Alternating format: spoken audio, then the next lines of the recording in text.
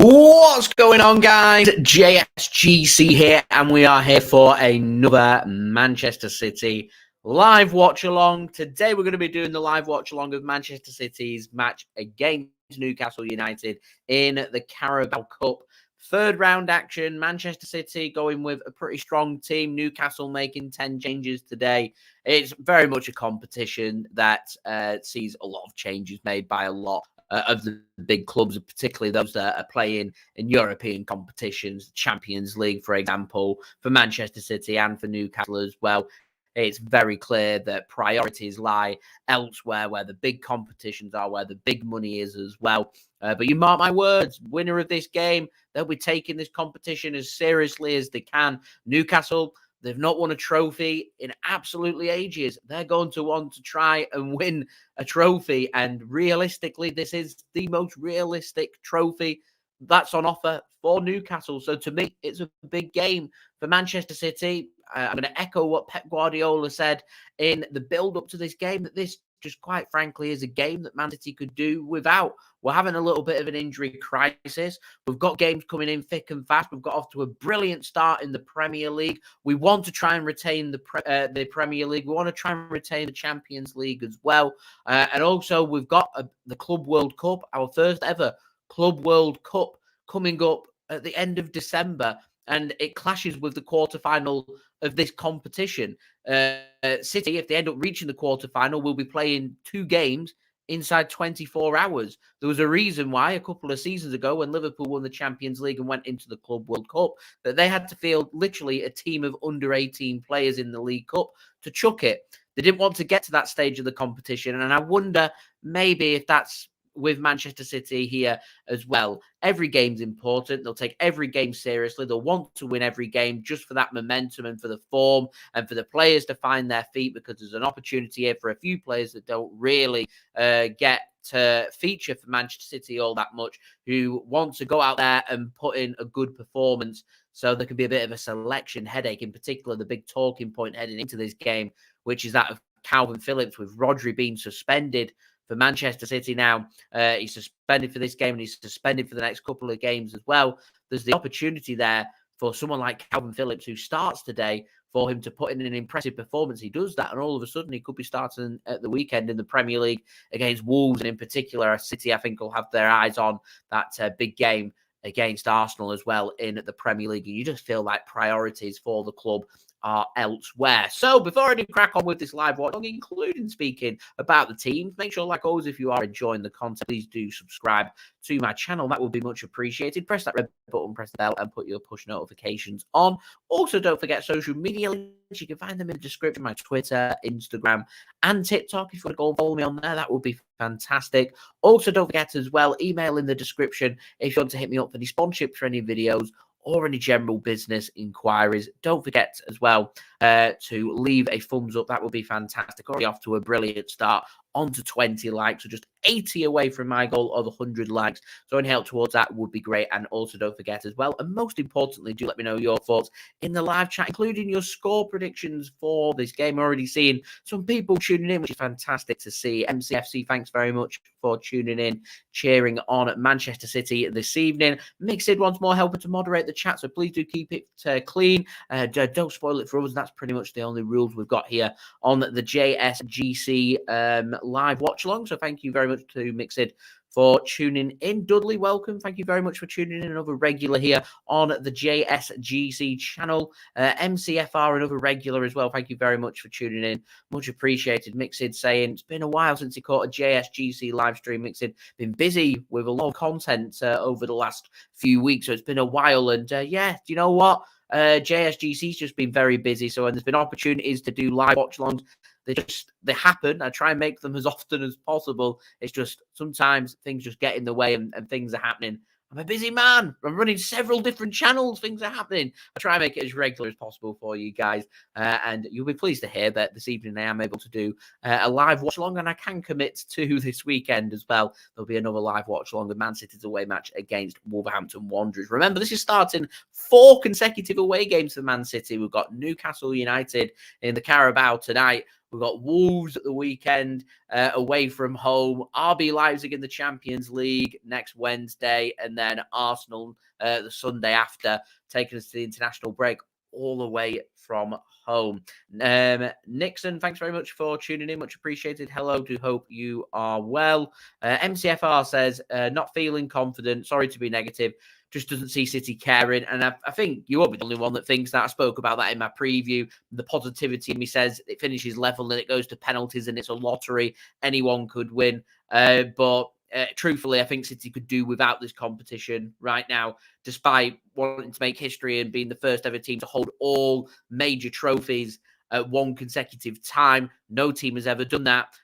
We have to take this competition seriously for us to do that. And I just don't see logistically how that works for Manchester City. Citizens for life. Feel a bit more positive going for a 1-1 and City on penalties. And I'm echoing that. That's my thoughts as well. I think I'll stick to my positivity. I think this will be both teams to score. I don't think there's going to be too much between these two disjointed teams. I'm going 1-1 after 90 minutes and Manchester City to take it on penalties. MCFR, it's the first time he's predicted a loss since Spurs away last season. And to be honest, we've not lost many games since we lost to Spurs away last season either. So there we go. Citizens for life. I did see that the semi-final of the Club World Cup is at the exact same time as the quarter-final. Less than 24 hours separates them two games. And because of that, unless the draw is very favourable and we draw a team in a lower league to us, it's just going to be very difficult for Manchester City to win this competition, my complete honest opinion. As I was mentioning before, with Liverpool, they lost, as Citizens for Life says, they lost 5-0 to Aston Villa, putting out their under-18s. That's why it happened, because they wanted to take the Club World Cup seriously. It's the first time Man City have ever been in the Club World Cup. I actually think that takes priority over the Carabao, which, because it's Manchester City's first, that's why. So it's a very unique and unusual position. In terms of the injuries, I think City come away from tonight regardless of going through or not, because I'm not going to lose any sleep if we go out tonight. I want to be nice and positive. I want City to go through. I'm concerned about the logistics. One thing I want more than anything is to get out of this game unscathed and injury-free, moving on to the game against Wolves with hopefully some good performances out there for the City players on show. I'll just, once I've gone through the chat, I will go on to the teams. Nixon, be nice and positive, going for a 2-1 victory today for Manchester City. Liam, thanks very much for tuning in. Much appreciated. 100 as well. Thank you very much. Nice and positive, going for a 2-0 victory today for Manchester City. Became a City fan yesterday. Love it. Going for a 2-2. Who's taking it on penalties then? Remember, no extra time. Go straight to penalties if it is level after 90 minutes. Thank you very much to Shadow as well, tuning in, going minimum 4-0 win. I'll take a 4-0 win. I'm not sure we're going to win 4-0. But who knows? Who knows? This is such an unusual game. I don't normally head into a game with absolutely no nerves. I just couldn't care less. Just here to enjoy the ride. If we go through, brill. If we go out, we go out. As I said, I think the most important thing here is that we are injury-free. So we're going to have a look at the teams for this game so we can draw up some conclusions. As I said, Newcastle have made 10 changes, so it's not just Manchester City potentially that could do without this competition, but potentially also Newcastle may be thinking that one as well. We'll just get rid of the advert there by Google. Thanks for that. Anyway, there's our Newcastle team for today. So you got Nick Pope starting in goal. They're going with, I think, it's a back four of Livramento at right back and Matty Target, former Villa man, left back. It looks like they're going with a back two of Lascelles and Dummett, so all change at the back there for Newcastle. I was speaking in my preview, we're going to be seeing the likes of Sven Botman, Dan Burn, Kieran Trippier, Fabian Schar. I thought we may have seen a few of them, as Newcastle would want to take this seriously. This is a really good opportunity for them to end their trophy hoodoo. But no, just all change there at the back. And I'm looking at that, and I'm looking at City's attacking line, and I think we need to be getting a bit of that, if I'm honest. In midfield, Miley, I think, making his Newcastle debut today. Lewis Hall as well. We've got Jacob Murphy, Joe Linton starting, Sando Tonali. So there's a little bit of some familiar faces out there, a couple of first teamers, a couple of fringe players as well, but certainly not full strength. And it's Alexander Isak starting up top for Newcastle today, which I think comes as no surprise to anybody. Pretty strong bench, though, for Newcastle. Kieran Trippier, Fabian Schar, Anthony Gordon, Matt Ritchie, Loris Karius, Manquillo, Almiron, Anderson, Guimaraes as well. So it's a very strong bench. They've got the players there if they want to try and hurt Manchester City. But I look at that, I think to myself that that team can be got at, and there's every opportunity here for Man City to have some success from this game. Kushik, thanks very much for tuning in. Says it's a 12:30 a.m. kickoff in India. That's an early one, and that's dedication, or a late one, depending on if you've gone to bed already and woken up nice and early, or whether you've just stayed up on a Wednesday night to watch Manchester City. So, yeah, we'll see. Shadow, it was 8-0. It certainly was 8-0. Newcastle, I'm amazed they've made so many changes. Why would you want to change a team that's done so well? But as I said, they'll be looking at where the success is and where the money is. And to them, every success stands in trying to do well in the Champions League. It's a good feel-good factor going at the club. And also they'll want to try and be in the Champions League again next season. And the last thing you want is a Carabao Cup run being costly to Newcastle when you're playing games all the time. And it's just one of them. It's so early in the season that you just don't know where your priorities lie. You'd rather have a nice favourable draw so you can decide later in the competition. If this was a quarter-final, for example, and City were playing in the Club World Cup, we can just say, not a bit of it. We're not interested. Newcastle, you have it. All of a sudden, they're into a semi-final. We'll be taking it very seriously. Happens this early in the competition.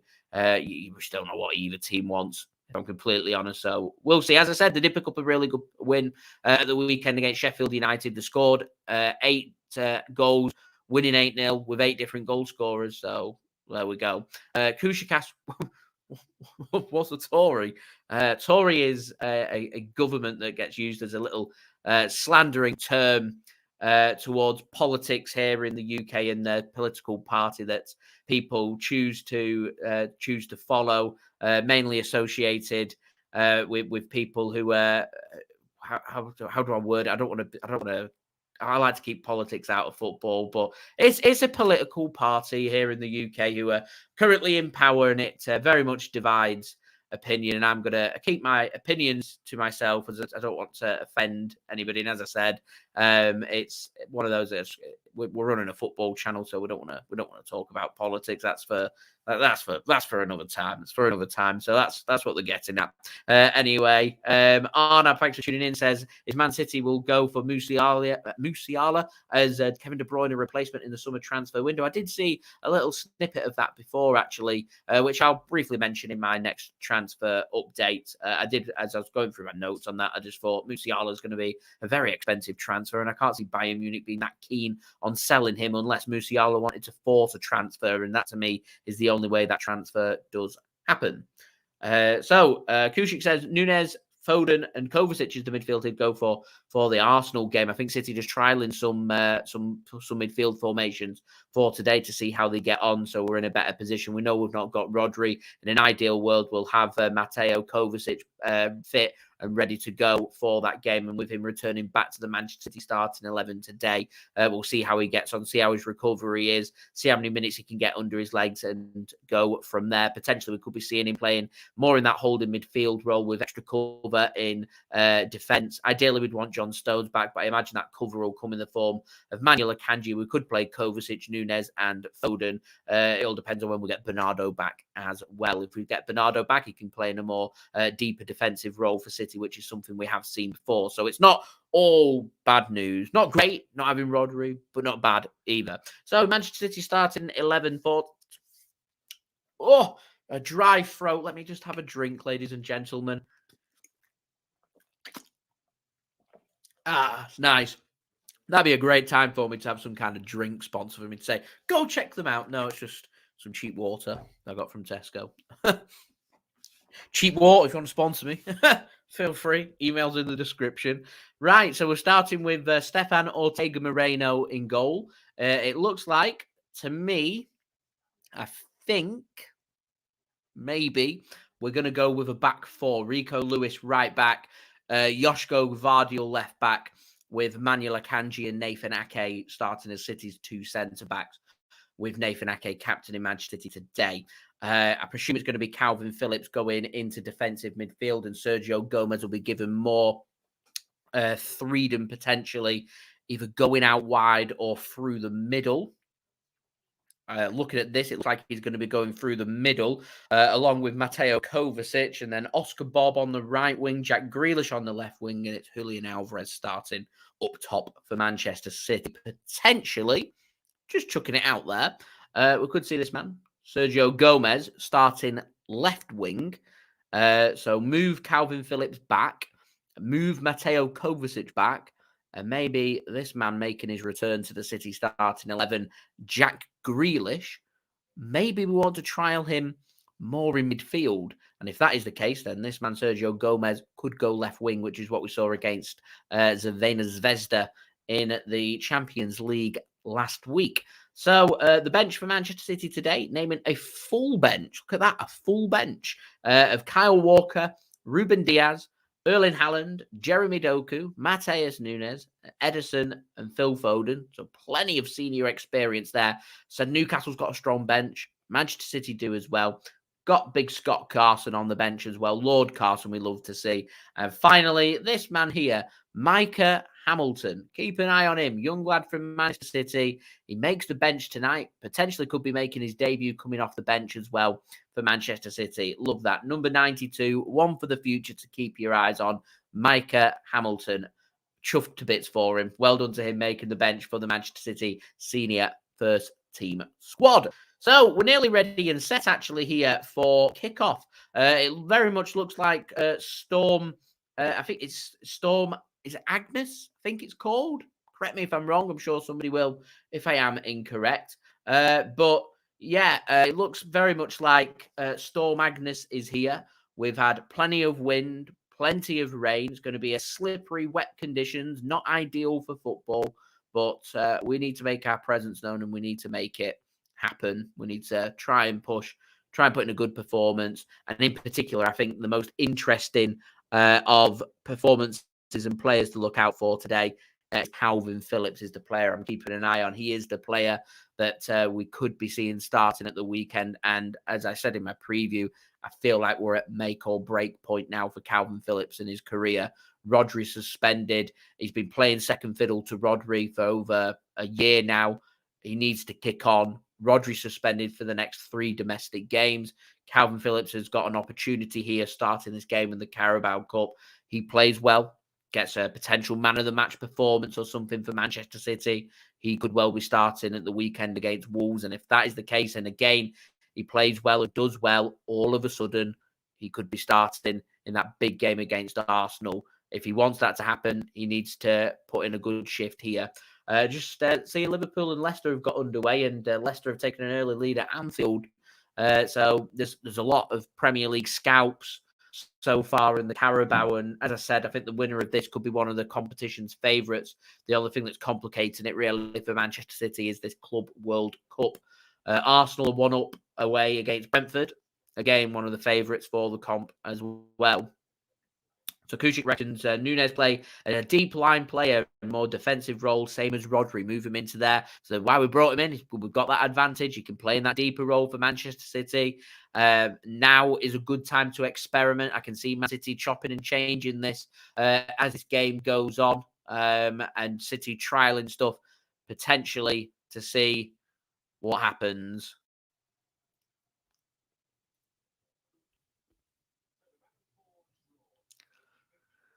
So if Manchester City do go through, I'm sure you guys will be interested to know who we have in round 4. Their matches will be played at the end of October.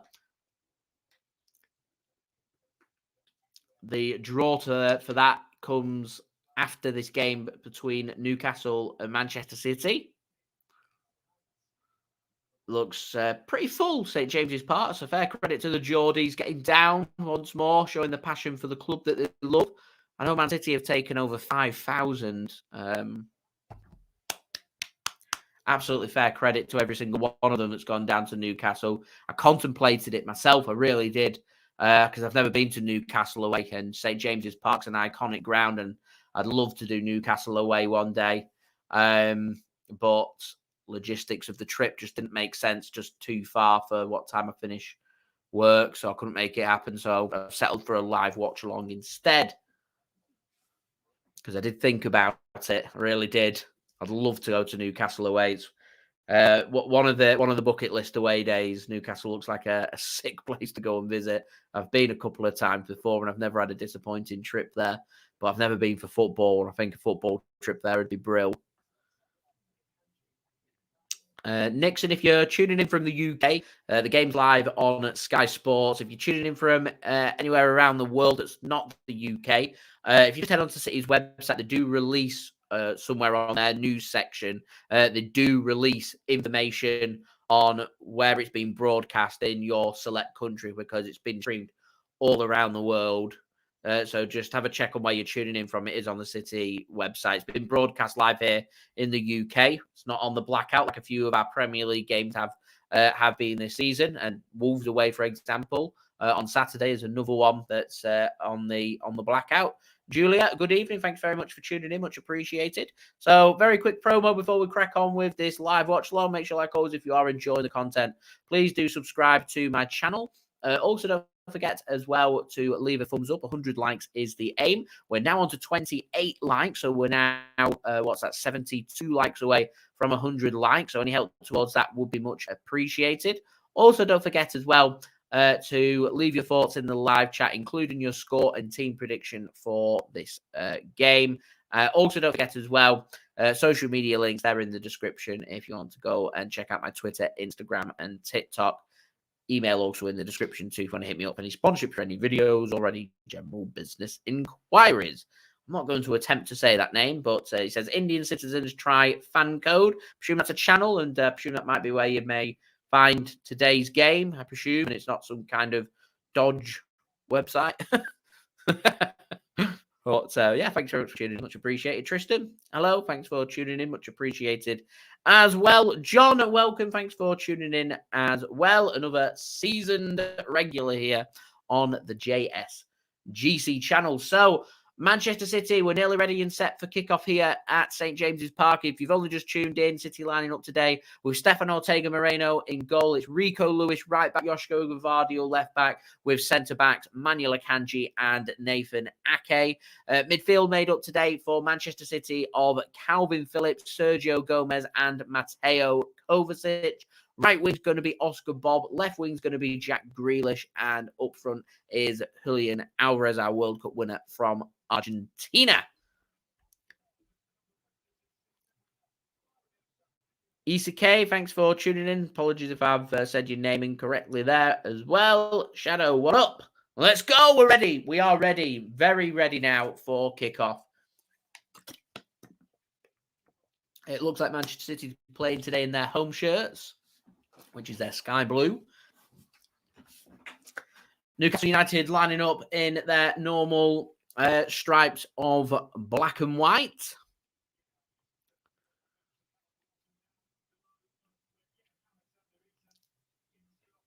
Playing in black shorts and white socks. Manchester City playing in their sky blue shirts, white shorts, and sky blue socks. And it does look like we are going to have, I think, a moment's silence, it looks like.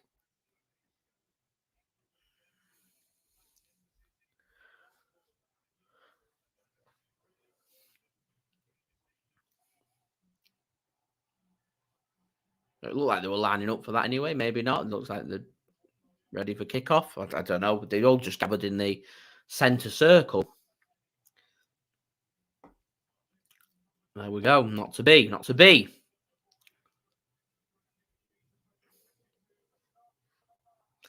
So, yeah, no moment silence. It looked like they were gathering in the centre circle for it, but no, There we go.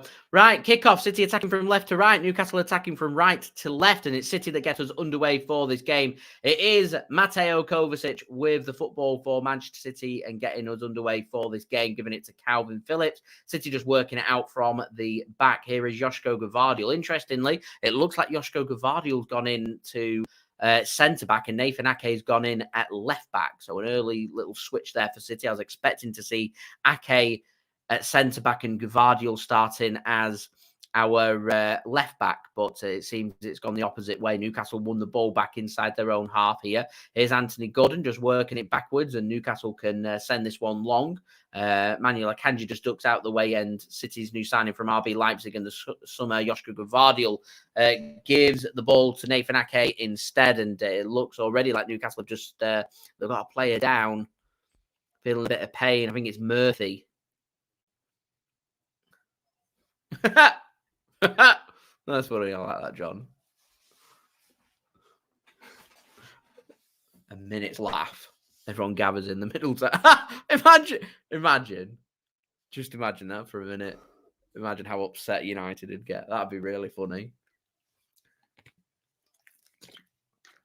Rightio.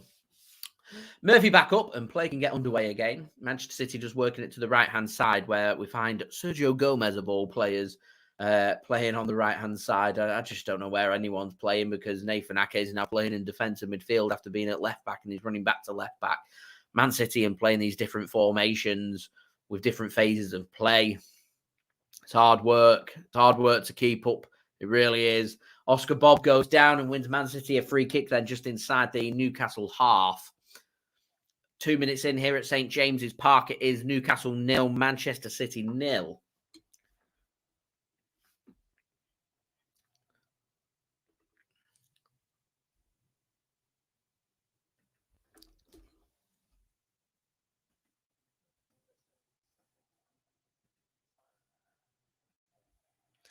Zach, thanks very much for tuning in. Much appreciated. I was just getting the title of the live stream ready and sorted with the score to keep you guys up to date. So here's Stefan Ortega-Moreno. Just sends this one flat and longed out to Jack Grealish. It does look like Jack Grealish is starting as our left winger for today, which means Sergio Gomez, I presume, will be playing more in the centre. Rico Lewis takes the touch. He looks like he's inverting. Seeing Oscar Bobb pop up more and more. Through the middle for Manchester City, gives the ball to Nathan Ake on the left-hand side. He'll find support here from Mateo Kovacic. Gives it to Jack Grealish. Grealish just cutting back inside the Newcastle half. Gives it to Oscar Bobb. On the left wing, he's running across now to get back over to the right wing for Manchester City, which is where Kalvin Phillips chooses to switch the play and gives it to Sergio Gomez. Manuel Akanji now gives it to Kalvin Phillips. He finds a pass towards Oscar Bobb, intercepted by Newcastle, and Newcastle can come away with the ball. And a challenge goes in there from Mateo Kovacic. Kalvin Phillips really should have mopped that one up for Manchester City. Manuel Akanji helps out and wins the ball back there for Manchester City. Been a bit of a. I know it's only 3 minutes in. I'm keeping an eye on Kalvin Phillips, and it's been a bit of a shaky start for Kalvin Phillips. A wayward pass and a missed tackle there. Didn't nearly create any opportunities for Newcastle. It wasn't very costly, but he seems like he's a player that's looking for confidence. And early on in a match, you want things to be going as well as they can to build on that. Newcastle then with the ball inside the City half, working it backwards. Gives it to captain for today, Lascelles. Here's Dummett. Ball work to the left wing. It's lovely feet that. That's fantastic football that from Newcastle. I think it was Joe Linton that was making a bursting run forward, dealt with well by a combination of a couple of City players, and City can come away with the ball onto the left wing. Here is Nathan Ake, gives it to Jack Grealish. Here's Mateo Kovacic now, gives it to Kalvin Phillips. Back to Kovacic, works it to Alvarez. Good combination, 1-2 passes there from Alvarez and Kovacic. Finds Jack Grealish just inside the penalty area on the left wing. Looks to try and work a ball into the box. But remember, we've not got 6'4" Erling Haaland to aim at, with Julian Alvarez starting and Haaland on the bench. So maybe these crosses into the box not the best of ideas, and that looks like it's just been run out of play for what should have been a throw into Manchester City. And linesman and referee haven't given it, and in the end, City can make the interception and out for a throw into Newcastle just inside the City half. That looked like it. Not only did it look like it went out, it looked like it went out by a considerable amount. A poor bit of officiating. I've seen the officiating coming under scrutiny in the lower league football this week. It gets no better in the Premier League. It's equally just as bad. Inept decision anyway. It's not been costly, so it won't be a talking point. But here is Newcastle then working it from left to right. Livramento, new signing for them in the summer from Southampton, works it forward now. And Newcastle just looking for a bit of possession and working the ball here. They may have made 10 changes, but looking pretty slick with their distribution at the moment, Newcastle. Man City just trying to put the squeeze onto Newcastle. Julian Alvarez doing well there, putting the squeeze on.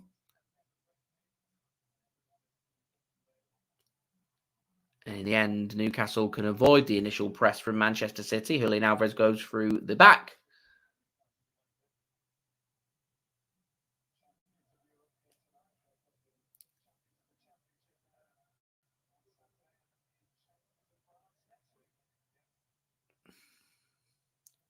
And a free kick given to Newcastle. Kalvin Phillips just goes and leaves a trailing leg on Anthony Gordon. He tries to pivot around him using the trailing leg, catches Anthony Gordon and out for a free kick to Newcastle just inside their own half. And City looked pretty slick first couple of minutes and then just kind of petered off over the last few minutes. And Newcastle grown into more confidence at the moment. And with this free kick just inside their own half, they decided to send everyone forward. So they're going to launch a ball towards the City penalty area. And in response to that, Man City have gone with a very, very, very high line. So it has to be worked out wide and just headed up. Newcastle, can they come away with a second ball? The answer is no. Akanji can knock that one clear for City. Collected by Newcastle, just inside the Manchester City half. So Newcastle just working it backwards now into their own half. Here's Dummett. Works it to Anthony Gordon. A heavy touch from Gordon, and that allows Rico Lewis just to pop in front and make the interception for Manchester City. Here's Akanji, back to Rico Lewis. Lovely feet and turn from Rico Lewis. Gives it to Oscar Bobb on this right wing. Not a very old right wing that for Man City. Oscar Bobb, Rico Lewis, Sergio Gomez. Mixed asking, how strong is the City lineup?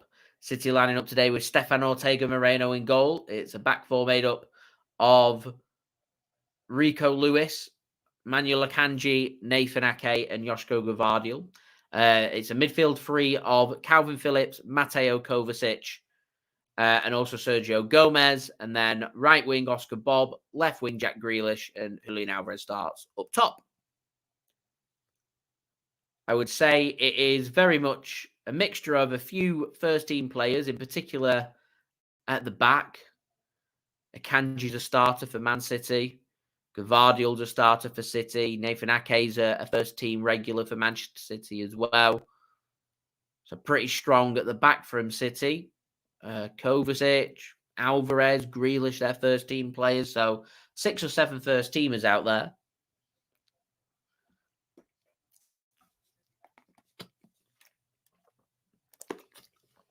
As was mentioning before, the problem we've got with this competition is Man City are in Club World Cup action in December when the quarterfinals of the Carabao Cup is.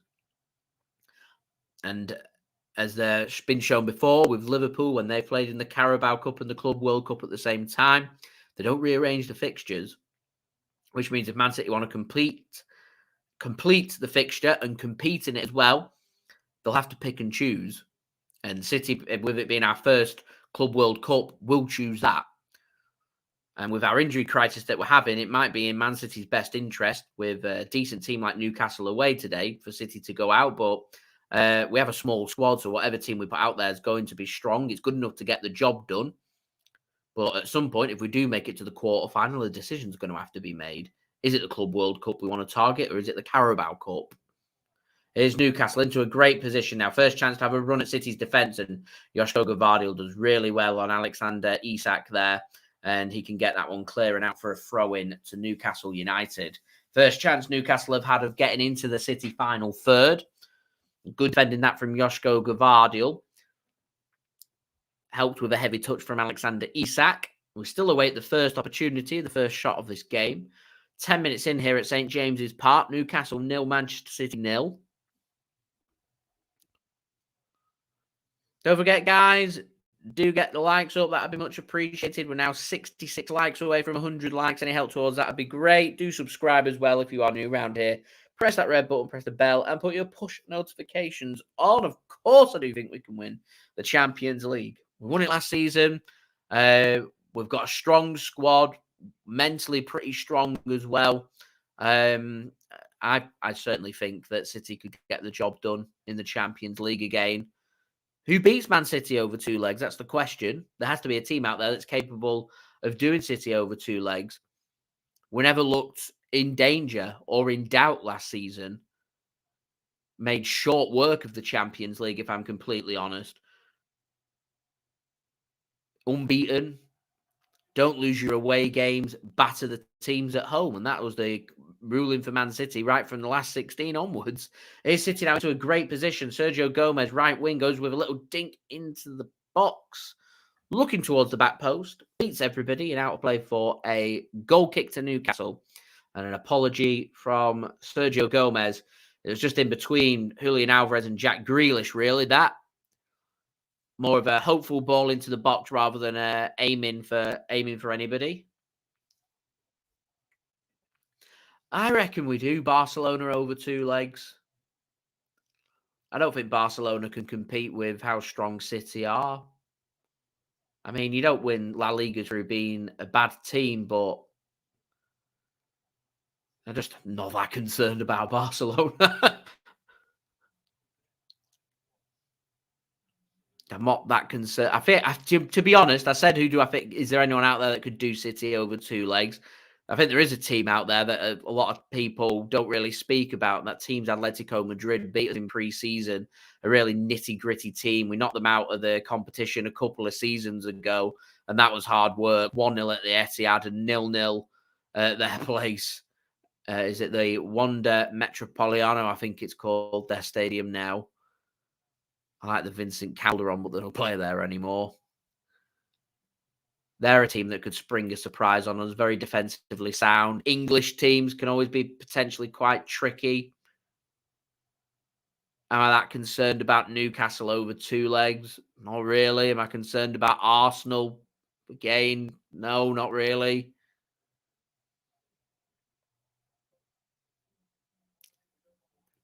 Certainly not concerned about Manchester United over 2 legs. That'll be a free kick to City. Jack Grealish brought down. Just under 15 minutes in here at St James's Park. I'm not going to lie to you guys. It's not been the most entertaining starts to this game. Here's Akanji now. Finds a lovely pass into Oscar Bobb. Sergio Gomez takes it away from him and moves it to the left wing with a cracking ball to Jack Grealish. Lovely touch from Jack Grealish. Livramento having to mark Grealish at this moment in time. He's already fouled him once. Doesn't bring him down this time. Work to the centre. It lines up nicely for Kalvin Phillips to have the first shot of the game. It's blocked. Only as far as Jack Grealish now. Nathan Ake gives it back to Jack Grealish once more. Back to Nathan Ake. Kalvin Phillips in space. He's got the run of Kovacic on the left. Gives it to Rico Lewis on the right. Work to the left-hand side now. Here's Josko Gvardiol. Gives it to his Croatian teammate, Mateo Kovacic. Tries to thread a pass in towards Alvarez. A little deflection there from Livramento means Newcastle can win that ball back. City putting the squeeze onto Newcastle, so they're forced to send it long. And won back very well by Manchester City there through a combination of Josko Gvardiol, Nathan Ake, and Kalvin Phillips gives Man City possession. 15 minutes in here at St James's Park. It's Newcastle United 0, Manchester City 0. Match a few opportunities. City dominating with the ball. Newcastle have looked lively, trying to get forward. We await the first real opportunity of this game so far, though. City having just over 64% possession so far. City seeing a lot of the ball. Here's Josko Gvardiol now to Grealish, and very un-Jack Grealish-like for him not to control the ball properly and out of play for a throw-in. We'll forgive Jack. He's only just coming back from injury. That's why he's starting in this game. Gave him 90 minutes. See how he's responding to his recovery from injury, and also gets him back up with his match sharpness ready for the big Premier League and Champions League games that we've got over the next 10 days or so after this game. Very busy little part of the season here for Manchester City. And no sooner do we get all that momentum going that we hit, of course, another international break. Second of 3 international breaks that we have in the first half of the season. We've already through September's. We've got October's to come. That's a poor giveaway from Rico Lewis, and it's a poor pass from Newcastle. Intercepted well by Manchester City, and City can come forward. And we do have a third international break, which comes in November. Here is Mateo Kovacic now for Manchester City. Gives it to Jack Grealish on the left wing. Take your man on, Jack. Take him on. Forever trying to get it onto his stronger right foot and cutting inside. The defender's expecting Jack Grealish to cut inside. Take him on the outside. Back yourself. It's one thing I've liked about the directness of Jeremy Doku since we brought him in. Not scared to make that run on the outside if he needs to. That bit of directness that we've not really had since Leroy Sané. I know Raheem Sterling was a pacey, quick winger on that left wing, but it was never really that direct. He was just very good with his movement. Leroy Sané was that direct alternative for Man City on that left wing. Jeremy Doku can bring that to Manchester City. It gives Jack Grealish something to think about, because if Doku just comes in and grabs a couple of assists, grabs a couple of goals, all of a sudden, one of the first names on the team sheet last season might not be this season. Here's Oscar Bobb into a great position. Gives it to Julian Alvarez. Alvarez with the first shot. It's saved by Nick Pope by his feet. Desperately unlucky for Manchester City. So it was a good pass from Oscar Bobb. I was wondering if he was just going to go himself. Opened up really nicely. Alvarez makes a really good run. The ball's slightly ahead of him. I don't think that's too much of a problem, because it allows him to create that angle to put it back across the keeper, which is exactly what Alvarez is looking for there. And he's not too far away. It's a shot on target. The fact that Nick Pope doesn't dive makes it look like it's quite a weak shot by Alvarez, but it's not. It's just good positioning by the goalkeeper. I wonder, would it have been better for Alvarez to have gone near post and go up rather than across? I personally feel the better option there would have been for Oscar Bobb to have gone on his own. It opened up nicely with the extra run of Alvarez there to really back himself and have that opportunity and have that shot. Don't be scared. As it is, first opportunity not capitalised upon by Manchester City, and it does remain here 0-0 after 18 minutes. Back to Sergio Gomez on the right wing for Manchester City today. Gives it to Rico Lewis. Here is Kalvin Phillips. Back to Sergio Gomez. I'm enjoying this link-up play of Sergio Gomez, Rico Lewis, and Oscar Bobb on this right wing. I really am. Plenty of energy. No fear with their play. No twisted and turning. Just, we want to make something happen. It's a breath of fresh air. It's good. It's really good. Here's Manuel Akanji. Gives it to Sergio Gomez. Back to Manuel Akanji once more. City faithful. Travelling in their drones. They're thousands today. Making themselves heard. They're not really here. Just like the invisible man. Here is Ortega-Moreno now. Gives it to Josko Gvardiol, and nearly given away under pressure from Alexander Isak. He's looked a bit shaky, hasn't he, Josko Gvardiol? Ball gets threaded through the middle towards Sergio Gomez. Nick Pope takes the touch, and he'll just send this one long and back straight to Manchester City goalkeeper Stefan Ortega-Moreno. Don't forget, guys, if you are enjoying the content, please leave a thumbs up. Subscribe as well if you're new around here. Chloe, thanks very much for tuning in. And a Newcastle fan as well. Newcastle not really creating anything as of yet. Look lively in little spells. Looking to try and keep Man City limited with their opportunities, and I presume looking to try and spring one on the counter-attack. Certainly got the attacking presence to cause City problems. It may just be one of them games I feel that's just going to need a bit of patient build-up. Clinical in front of goal. Cracking ball from Ortega-Moreno. Dealt with really well by Jamal Lascelles of Newcastle at the back, and Livramento can bring Newcastle forward now. Working it on to Newcastle's right wing. Manchester City's left. Intercepted well through Nathan Ake, and a lovely turn there from young Dutch winger Oscar Bobb for Manchester City.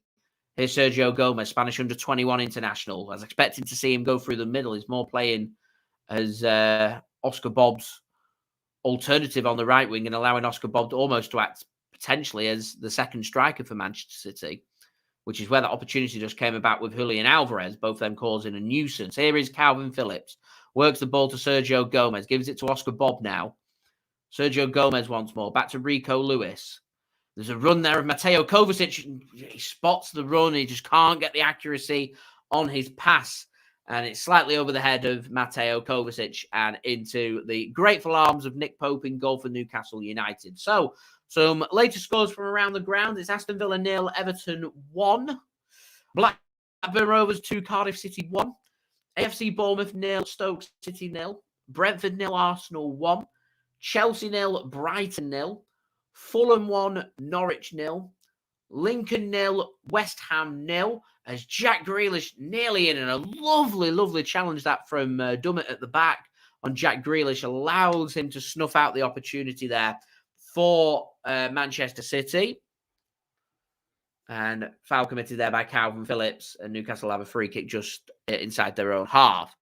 Anyway, heading back to the scores from around the grounds just to finish up. It's Liverpool 0, Leicester City 1. And here, the later kick-off, all them games kicked off at 7:45 p.m. BST. So to put that into context, they're all 15 minutes ahead of this game. Man City in the 23rd minute here. It is Newcastle United 0, Manchester City 0, and that's you guys up to date so far. Fulham have just taken the lead at home against Norwich City. Carlos Vinicius it is with the goal. Arsenal took the lead through Reece Nelson on 8 minutes against Brentford. Blackburn took the lead through Jake Garrett before Callum Robinson to equalise for Cardiff City, and it's Arnaud Sigurdsson that's given Blackburn Rovers the lead once more. And Everton, it's James Garner on 15 minutes with the goal for them so far. And Leicester City, of course, that was covering just before this game kicked off, was Casey McAteer on 3 minutes, giving the lead for Leicester City at Anfield. Here is Mateo Kovacic from Manchester City. 23 minutes in here at St. James's Park. Newcastle United 0, Manchester City 0. Kovacic gives it to Rico Lewis. Again, Newcastle just firmly camped in their own final third here, looking for making life difficult for City to create any opportunities. And other than that one chance for Julian Alvarez, we've not had anything so far in this game. Newcastle haven't had a shot. We've struggled a little bit with creativity. Here's Jack Grealish, which the amount of changes that Newcastle have made and Man City have made, it's gonna happen. It's gonna happen. It's gonna look disjointed. Newcastle want the ball putting out. Livramento is the player that went down through a challenge from Jack Grealish, and the problem that you face from that is Jack Grealish's calf, and you go calf for calf on Jack Grealish. His calves are the size of them. You're going to come off second best. That's exactly what's happened there. Anyway, Livramento back onto his feet. We didn't stop play, and play does continue. And that's a lovely interception there from Rico Lewis. Goes to the byline, puts a ball in. It looked like that might have gone out of play. Linesman says no. It doesn't matter because nothing's been created of it anyway. It just fizzled across the box, and Newcastle pick up the ball on their right-hand side, Manchester City's left wing, and Newcastle can just try and work their way out of trouble. Again, a heavy touch, manages to keep it in play, and in the end, goes Peter Kay style from the advert and just clears it. Have it. Get rid of it. Ball away from danger.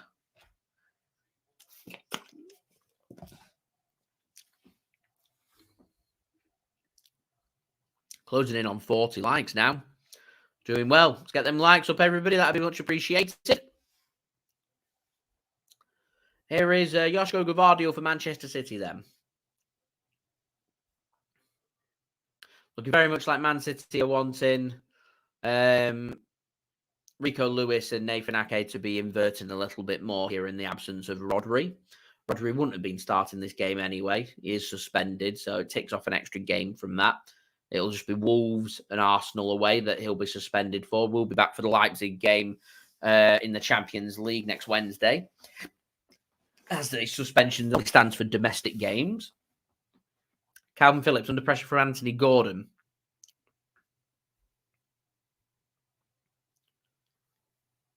English Dawn, thanks very much for tuning in. They're the players to keep an eye on, isn't it? Sergio Gomez, Oscar Bobb, Kalvin Phillips. None of them have really put a foot out of place so far for Manchester City. Nathan Ake gets himself forward, gives it to Jack Grealish into the penalty area. Here's Mateo Kovacic. He might fancy a shot. He does.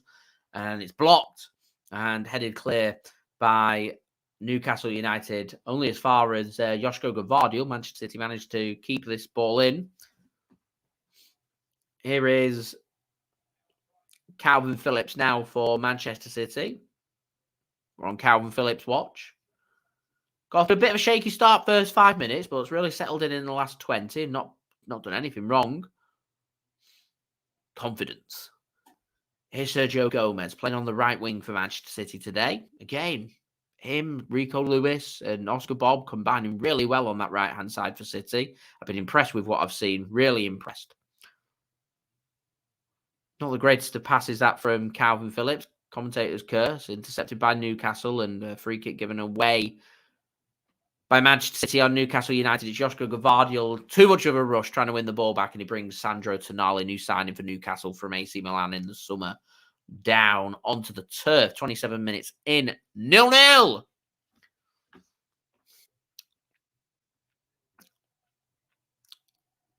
Very animated bench, isn't it, down there with Eddie Howe and his assistant. Very animated. Pep Guardiola gets very stressed and just looks chaotic.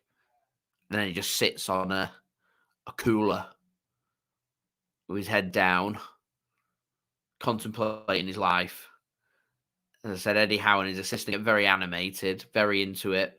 Love the football. Here is Sergio Gomez then for Manchester City. Gives it to Rico Lewis. I like personalities. I like to see what different personalities do. Kevin De Bruyne is injured, out for 4 months. It's a hamstring injury. He was carrying it towards the back end of last season. That's lovely feet. And, Alvarez, it's shot wide. Everyone seemed to have stopped. Everyone was expecting the offside flag. Alvarez doesn't stop. Gets onto his left foot on the left-hand side. Has a shot. And it's wide. Perfectly onside. Everyone just stopped playing, and I think, does this go out for a throw-in? Does. And that's 2 opportunities now for Julian Alvarez. Both not converted. 0-0. Looking to continue his good form. He's been scoring some goals for Manchester City. Become an integral part of the Manchester City squad. Anyway, that's Kevin De Bruyne. He picked up a hamstring injury towards the back end of last season. He's not really looked right since the World Cup. He's looked a bit haggard and tired. Don't know if that's just due to volume of games or with the World Cup, with Belgium and everything. I'm really not sure.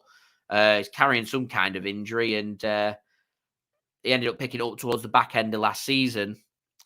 And it never got dealt with properly by City with the business end of the season and all them important games and trebles and stuff. Did his hamstring in on the Champions League final. Had a month off. Allowed it to rest, recover, and regroup. Comes back from pre-season training. City getting back into competitive action in our pre-season games, and does the same injury again, which I presume just it needs surgery, and that's why he's out for so long. So it's a hamstring injury. I'm just thankful it's not a knee injury. A knee injury for someone who's getting towards the latter parts of their career. I mean, he's in his 30s, 32 now. can be very serious. So hopefully he'll be able to have a good full recovery. I'd be surprised if we see loads of Kevin De Bruyne in the second half of the season. I'd have thought City just want to phase him back in. So if he's out for 4 months from here, we're not going to be seeing him until January, February time. I assume City would want to phase him back in over a 4 to 8 week schedule, really. That Man City probably don't really want him to get back into competitive action till you're probably looking at the March international break. I mean, Belgium will be pretty happy with that because they'll want De Bruyne available next summer for the European Championships as well. Which I presume is what De Bruyne will be looking at later in the second half of the season, being fit for that, for the final push for City, and fit for the European Championships as well. And to me, that's a frightening prospect, having a fully fit, raring to go, fresh Kevin De Bruyne for the business end of the season, where City are renowned for finishing the season so well. So there we go. English Dawn, loving life at the moment. City winning every single game. Miami Dolphins winning every single game with a 3-0 record, including a record amount of points scored in their last game against the Denver Broncos in Miami. Brilliant start to the season. And Tua, with his new helmet, looking, he's so integral to the Dolphins. Got to the playoffs last season. Could never find a way of getting him fully fit from the concussion protocols, could they? So hopefully, touch wood, he's over that, and we can see even more from the Dolphins this season. Got a really good game at the weekend coming up against the Buffalo Bills, one of the favourites for the Super Bowl. And of course, the Bills sitting in the same division as the Dolphins as well. Big game, really big game. Be a really good game of that as well.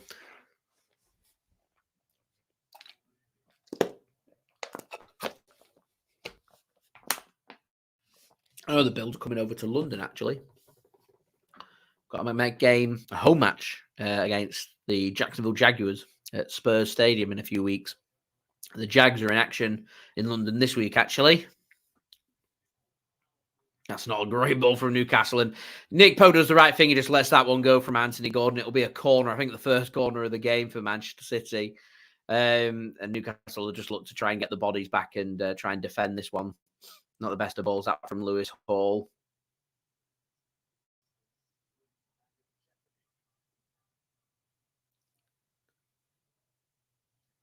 So City, chance to get some players forward.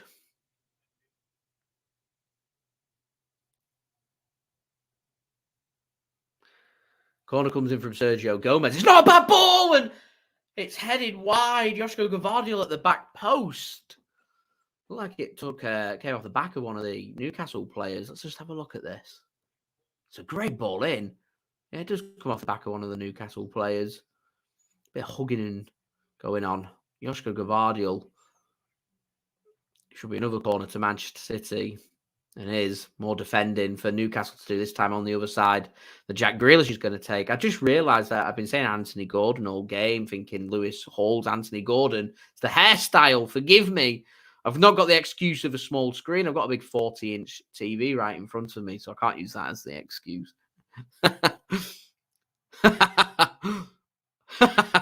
That's funny. Made me laugh. Anyway, Newcastle survived that corner attempt. Not the best balls in from Jackie Boy. And here we are, 34 minutes in. 0-0. Yeah, back to the NFL. So the Buffalo Bills are in action in a couple of weeks in London in their home game at Spurs Stadium, taking on the Jacksonville Jaguars. The Jacksonville Jaguars are in London this week at Wembley, taking on the Atlanta Falcons. And I'm looking forward to that game. I'm going to be there, actually. So I'm looking forward to that one. And see what Trevor Lawrence and co can do up against a very decent running team in the Atlanta Falcons. Got off to a good start, the Falcons. I absolutely love their home stadium.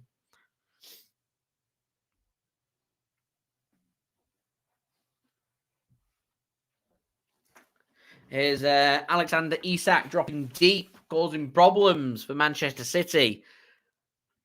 3 players around him, couldn't get the ball off him, and Newcastle can continue with the possession here. Here is Lewis Hall, not Anthony Gordon, working the ball back to Dummett. Back to Nick Pope in goal. Surprised they've gone with Pope. I thought they might have gone with Karius. I love that. Successful passes in the final third. Man City at this moment in time, 35 minutes in, have had 81. Newcastle have had 1. Newcastle just not in this game. City still managed to muster up a couple of opportunities, just not managed to put the ball away. But City playing with more flair and more confidence now. And some of these players that have just come back from injury and players playing for a bit of fitness and confidence here, growing in confidence and looking a little bit better. Here comes City coming forward now.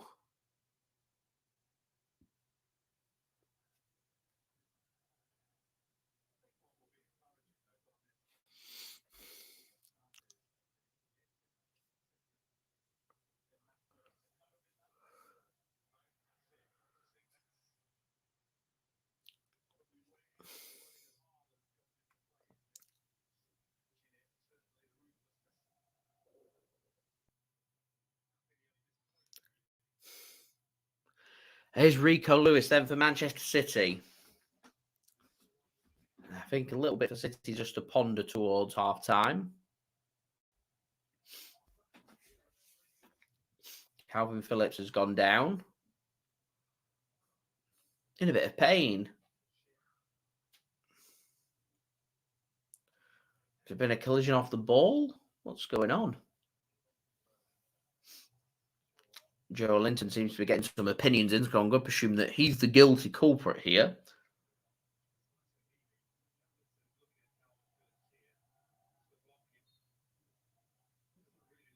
Doesn't like there's much in it. A little shove from Joelinton, and Kalvin Phillips has gone down, and now he's hobbling around.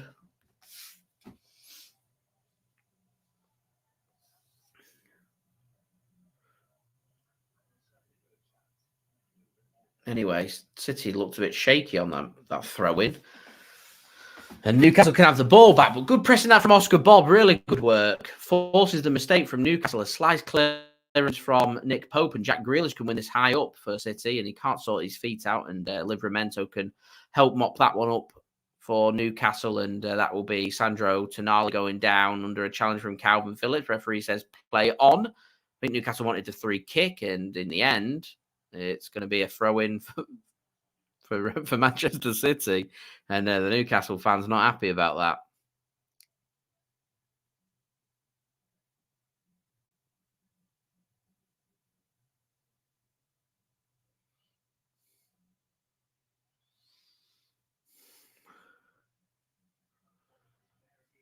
City then having 71% possession so far. Coming forward here with Jack Grealish, gives it to Oscar Bobb.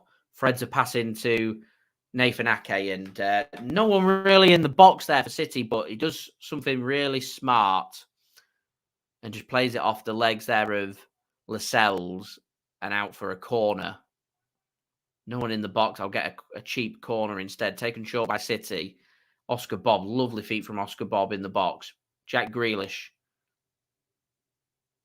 wants it onto his right foot. Gives it to Rico Lewis. And he has a shot dip in through a deflection and over the top of the crossbar and out for another corner to Manchester City. Never really sat up right that for Rico Lewis. He never really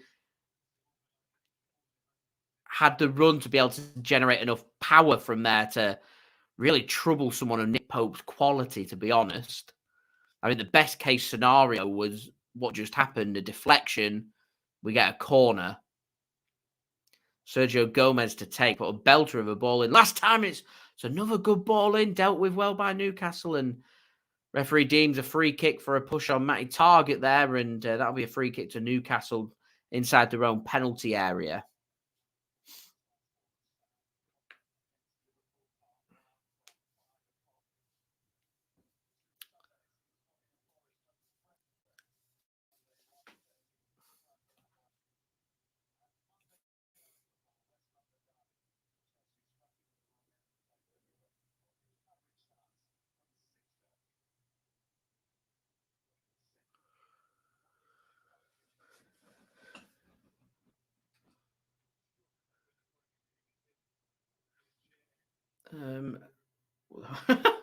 So Nick Pope just levered the ball on from that free kick, and the wind takes it.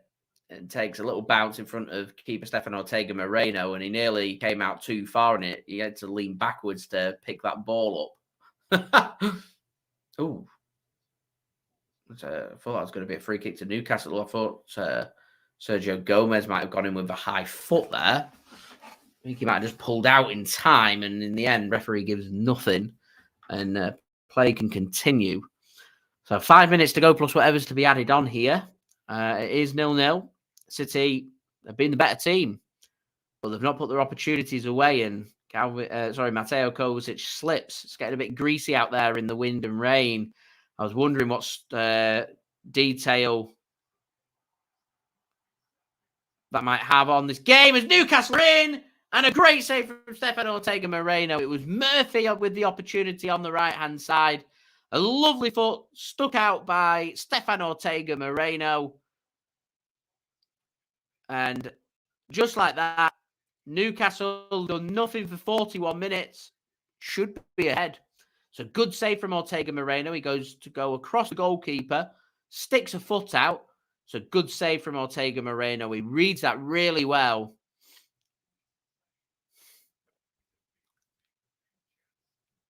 And it remains 0-0. City get away with one. And it just shows 40 minutes of constant City pressure and trying to create opportunities and trying to make things happen. You go to sleep. You don't put your opportunities away. You're always going to have that chance. Newcastle now building up ahead of steam. Not the best of balls into the box from Livramento over the top of everybody, and takes the pressure off City's goal, and it remains 0-0. Hi, Seamus. I'm using a new streaming platform at the moment. That is why you can't see the scores. I can, however, add comments and stuff onto it. So swings and roundabouts. My OBS doesn't work properly at the moment, so I've had to switch it up. It's one of the changes I've had to make over the last month or so. Still in the process of making some more changes that won't be sorted for another few weeks, maybe months. So apologies for that one. I would like to have my little yellow thing going across the bottom. I like that little yellow thing, but there we go.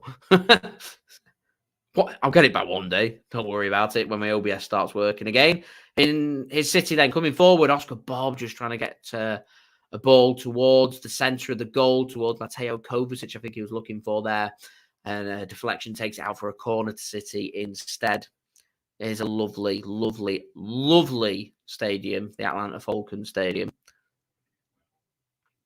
And no problem, Seamus. I'm happy you asked. You're the first person to have asked. Everyone else has just gone, yeah. We'll just accept it. Corner comes in. It's a heavy one. Josko Gvardiol does really well to get that under control, and I think he may have just got another corner for City. He has.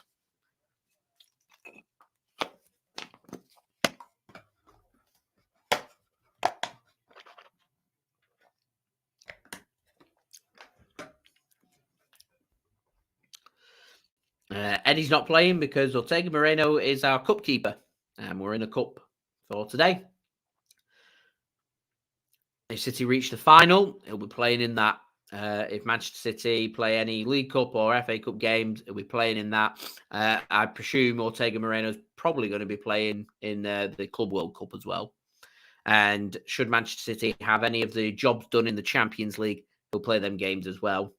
And as English Dawn says there, quite simple. We brought Ortega-Moreno in, and we need Ortega-Moreno to get goals, because if Eddie, you don't utilize your backup goalkeepers, Eddie picks up an injury, all of a sudden our keeper's extra rusty. So it keeps him on his toes. Eddie on the bench for Manchester City today. He can play in the cups. He's just City don't utilize him.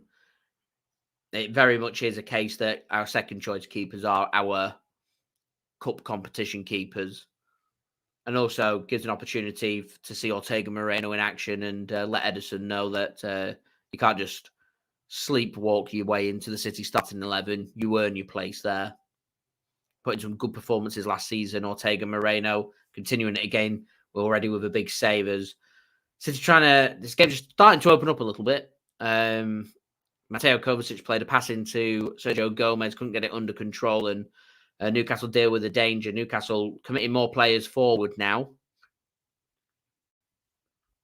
Looking to try and, obviously encouraged by their creating of opportunity, looking to try and get themselves into a position to muster up another opportunity before half time, as we are now 45 minutes into this game. So it is all about now how long's going to be added on. And I'm sure you guys will be very pleased to hear in terms of the injuries and listening to me as well, that there's just 1 minute added on. And hopefully in the second half, it won't be a ridiculous amount added on either. To be fair, there haven't been that many stoppages either. Ball's not really been out of play either. So probably why it's 1 minute. Jack Grealish then gives it to Julian Alvarez. Does mean we've only got 30 seconds left. And it means can we muster up one more opportunity? Ball is in the final third. As Sergio Gomez just trying to play in Rico Lewis there. A little bit too much on that. I'd probably say that's a really good summary of the first half. The right idea, just a little bit too much on that. And City haven't had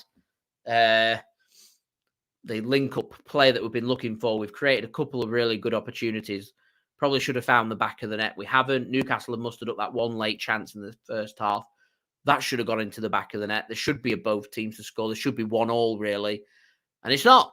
As the half-time whistle does go here at St. James's Park. So we'll go and have a look at the stats and draw up some conclusions and see where we may go or what direction we may go in for the second half. So we'll just get the stats up for this game. Of course, as I just said, it is 0-0 here between Newcastle United and Manchester City. Just having a look at Man City's team and what players we're seeing, what roles are doing, and how they're performing so far. So this player, Julian Alvarez, he's the player that's gone close twice for Manchester City to no avail. Not really seen too much of Jack Grealish getting involved. I'd like to see a little bit more of Jack Grealish. I'd like to see him not be scared to take on his man. I think as they get forward into the... Normally, this is where I'd say in the second half, I'd like to see Jeremy Doku, but it's a League Cup match. Jack Grealish has just come back from injury. He needs 90 minutes to get his sharpness up. Jack Grealish stays on that pitch. I wonder if City may be tempted, because Alvarez has been playing a lot of minutes for City, they may be tempted to take him off and bring somebody else on. But if they do choose to do that, Erling Haaland's the obvious choice. But for a competition that I don't think Man City are that serious about, do we really want to bring Erling Haaland on and risk any injury? Because if he picks up an injury, everyone will be seething, absolutely seething. So you're damned if you do and you're damned if you don't. Kovacic has made himself known. Kalvin Phillips as well. Been trying to get forward for Manchester City to no avail. I've enjoyed the link-up play between Sergio Gomez and Oscar Bobb on that right-hand side. We've seen Rico Lewis popping up on that right-hand side for Manchester City as well. And it very much is the case that you see Akanji going on the right-hand side of defence, Gvardiol on the left-hand side, and Kalvin Phillips has been dropping into that gap for Manchester City. And it's been giving Nathan Ake, captain for Manchester City today, a little bit more freedom to get forward. We've seen him burst forward a couple of times. I've enjoyed that as well for Manchester City. And we've seen Stefan Ortega-Moreno making a big, massive save for City right towards the end of the first half. So I'm wondering for the second half, are we going to see Mike Hamilton maybe make his debut for Manchester City? I think that's something I'd like to see. Elsewhere, I think Matheus Nunes could do with some more minutes. I think he'd be one player I'd maybe consider bringing on for Manchester City. I think for everybody else, I'm happy for the likes of Dias, Walker, Haaland, Doku, Foden to have a rest, see it out, and be ready, fit, good to go for the weekend against Wolves. So it's not been a bad performance from Manchester City. I think the odds, they've been very close before the game, starting to drift more in towards Man City's favour, mainly due to how we're playing and how Newcastle are playing and what the setup is from both teams. Newcastle very much looking for the counter-attack and defending deep and trying to hurt City on the counter. Manchester City having the possession, looking to try and create them opportunities and to be clinical in front of goal. As you can see, 70% possession for City, 30% for Newcastle. City, with that dominating of the possession, haven't actually managed to muster up too many opportunities. 70% possession with just 6 shots isn't that many, with 1 on target, testing Nick Pope once. Isn't a great return, and creativity seems to be the problem with how defensive and how deep Newcastle are being in this game. It may just take a bit of luck, a set piece, a moment of magic to really break the deadlock here and open this game up. Otherwise, could just be set for a 0-0 and both teams happy to have a rock, paper, scissors, a lottery of the penalties at the end of 90 minutes. Remember, if this is level after 90 minutes, if it does remain the same and it is 0-0, it will go straight to penalties, no extra time. Newcastle 30% possession, one shot, one on target, should have scored. Murphy really should have scored. Good save from Ortega-Moreno. It's the only thing they've done in the game. Still, at a very impressive 86% pass completion rate for a team with 30% possession. That isn't bad at all. Made 10 changes, looking a little bit disjointed. City have work to do in this second half. City with 4 blocked shots, 91% pass completion rate. It's been good from Manchester City, but at City we have expectations higher than just good. We want excellent, and that's where Manchester City need to sort it out second half and try and put 1 or 2 of these opportunities away into the back of the net. As I said, we all have that concern about the Club World Cup and reaching the quarterfinals and what happens with us playing 2 games inside 24 hours. I think that's just for a situation to think about for another time. Fact is, we've won every game this season so far. We want to try and win this game so we can have really good preparation for our match against Wolves. And of course, everyone staying injury-free would be fantastic. And if we could see 1 or 2 of the players who are free players put in a good performance and give a bit of a selection headache to Pep Guardiola, then that will be a bonus as well. City with 6 corners, 1 for Newcastle. No offsides, which is surprising. Tackle completion rate slightly low for Manchester City, under 30% at 28.6. Newcastle at 44.4. Aerial duels are not too bad for City, 55.6% compared with 44.4% for Newcastle. 1 save apiece for both goalkeepers. It's been a pretty quiet first half, if I'm completely honest, but that's just how it is. 2 fouls committed by Newcastle, 6 for Manchester City. No yellow cards, no red cards, and good to go. Ready for the second half. So they have been my halftime thoughts for you guys to enjoy. Do let me know your thoughts in the live chat. Don't forget as well to leave a thumbs up. That would be much appreciated. We are aiming for 100 likes. We're nearly halfway there now, just 53 likes away from 100 likes. So any help towards that would be great. And do subscribe as well if you are new around here. Press that red button, press the bell, and put your push notifications on. Blue Moon wants to risk it. Bring Erling Haaland on. What have he picked up an injury? That's the question. English Dawn, he dipped in and dipped out. I don't know where Mixid's gone. Disappeared. Nayana, thanks for tuning in, says, great first half, very competitive, enjoyed watching. It's been a good game of football. It's just, it is good to see different crop of players for both teams going toe for toe and seeing something a little bit different. It's fresh. It's good to see some players who we don't normally get to see. So from that aspect, it's been good for Manchester City. Just need to keep pushing, going to St. James's Park, no matter what team you're going up against, whether that be a full-strength first 11 or a rotated 11, it's going to be a difficult game. It's not the easiest place to come and visit either. So when them opportunities do come about, it's like every single away game that we have. You need to put them opportunities away. That is the do-all and end-all when it comes to Manchester City. Jack Grealish, not himself, Nyana says. I said, I'd like to see him go more towards the byline. I'd like to see him take his man on, and he just keeps trying to cut in and get it onto his right foot. All a bit obvious, and Livramento's sussed that. He knows that. Livramento's had too comfortable of a game so far for my liking. Nothing a Jeremy Doku coming on in the second half wouldn't sort, but is that what City want to do? As I said, it's important we get Jack Grealish 90 minutes. We see how injury-free he is and how sharp he is as well. Kalvin has done well. He got off to a bit of a shaky first 5 minutes, but seems to have dusted the cobwebs off very nicely. Corey as well. I said, I think Kalvin Phillips, after the first 5 minutes, has looked very comfortable for Manchester City. Just got off the phone with the Wi-Fi company. That doesn't sound good. Doesn't sound good at all.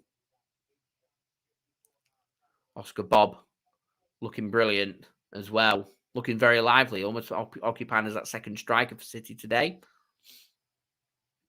English Dawn, the NFL match is on the Sunday, so I will be doing my live watch along for the Wolverhampton Wanderers away match for you guys to look forward to. And Glimpardo, never had the pleasure of being able to watch him, I'm afraid, to be able to comment. But of course, what you hear when you're hearing stories about players that's before your time and you've not heard them playing, you hear nothing but good things. Tells you all about the type of person and type of player that they are. Corey says, no, not good. cut my gas line. Oh, what's going on there? Get on the old blower. Get him told. Get him told. Rightio. Half-time entertainment for you guys to look forward to. I think you guys may enjoy this. May not. I don't know. Once more brought to you by my partner channel, Mixed. Links and details. They're in the description. Do go and check them out. Like and subscribe. That would be much appreciated. This is Mixed bringing you the new drink that he made a few weeks ago. It's gin and tonic. I think it's the Roman gin and tonic, a summer cocktail. I know we're getting towards the end of summer, but still, nonetheless, very refreshing, very delicious. Sit back, relax, grab yourself some snacks and stuff, and I'll see you all for the second half. What's going on, guys? Mixed here, back again for another summer cocktail. It may not feel like it in the UK at the minute, you can hear the rain outside, but we'll continue on to cheer you up. So this is the classic British G&T, but I'm using this specific gin from York Gin. I got this from York, a very highly rated gin, so we'll see what all the rage is about. So the flavour I've gone for is a Roman fruit, so I can't wait to try it with a tonic water mixed in with raspberries, as hopefully it'll turn out great. But there's nothing more British than a classic G&T. So to make this version of it, it's simple. So get your balloon glass and put in 60ml or 2 ounces of gin. I'm using York Gin Roman.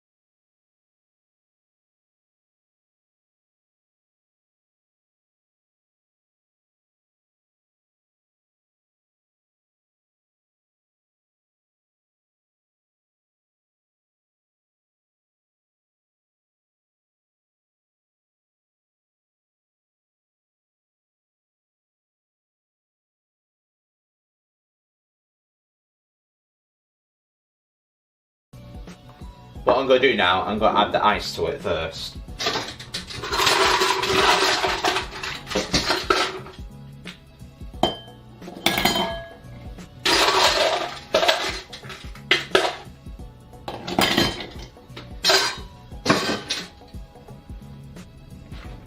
So the next one I'm going to do now is add in some raspberries. Make it a nice little garnish.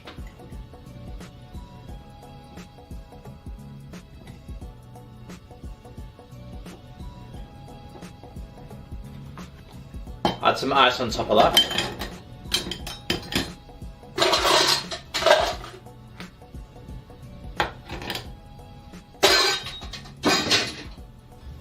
And what we're going to do now is top it up with tonic water. You can use lemonade if you prefer, if you don't like the bitterness of the tonic water, but on this channel we are traditionalists, so it'll always be tonic water.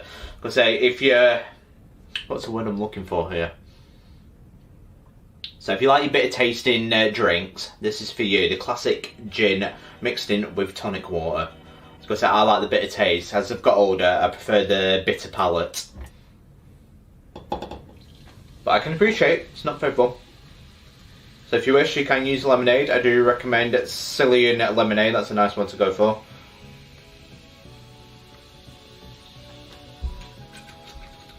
What we're going to do now is add in more raspberries.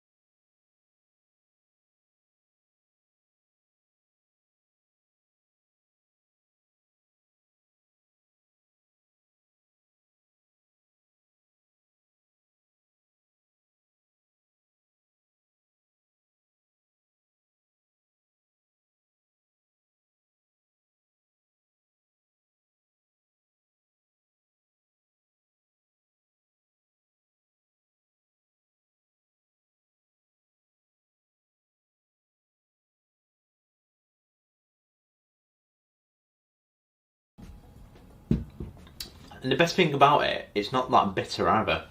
So whatever they're doing with the York gin, they're doing it right. It's absolutely fantastic. So you're not really noticing the flavours where the bitterness of the tonic water mixed in with gin is that, and gin is a bit of spirit. But that is beautiful. It's not overpowering. You got plenty of tasting notes with it. Absolutely beautiful. But that, my friends, is the Roman G&T. Do let me know in the comments below, what do you think of this G&T? How is your favourite way of having the classic G&T? Or what's your favourite gin? Give me your favourite gin brands. What type of gin do you like? Do let me know. Or any classic gin cocktails, like the Ramos Gin Fizz. That's a beautiful one as well. If you ever had that cocktail, maybe I'll experiment with it as well. But that, guys, has been the Roman Gin and Tonic. Don't forget to like and subscribe to Mixed, as we're so close to our 2K, as I will have a big video planned for it to celebrate 2,000 subscribers on the Mixed channel, as we're very, very close now, as we're only 3 subscribers away. Can we do it this weekend? I was going to say, if we do, I will have a special video planned in the very near future, so stick around for that. But I've been Mixed, this has been the Roman Gin and Tonic, and I will see you guys for the next summer cocktail. Cheers.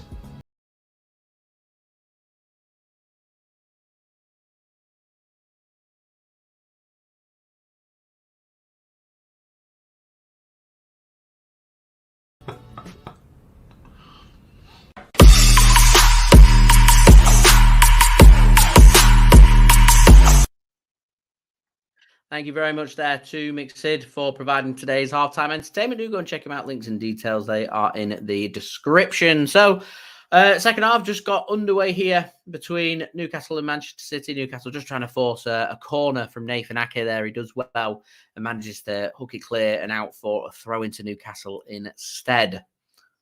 0-0 it does remain here. Just checks if there's any subs being made. I don't think there's been any that's been made as of yet.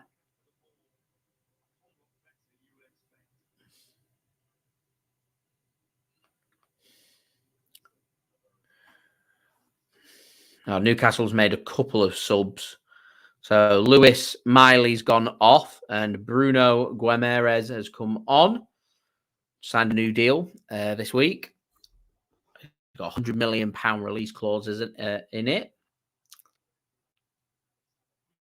As Alexander Isak does really well. Bullies off Manchester City and Nathan Ake gets a foot in there, and this game's just starting to open up. I think Eddie Howe's a little bit disappointed with how much ball action Newcastle have seen in that first half, and brings on Guimaraes for Miley and a bit more first team presence to the team.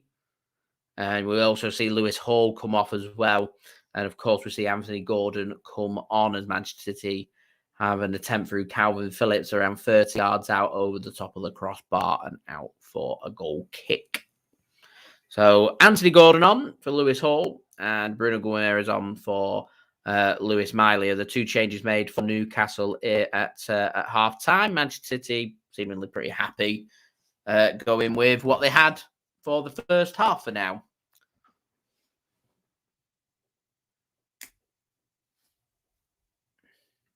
Julia, a big fan of Mixed drink at half-time. Love that one.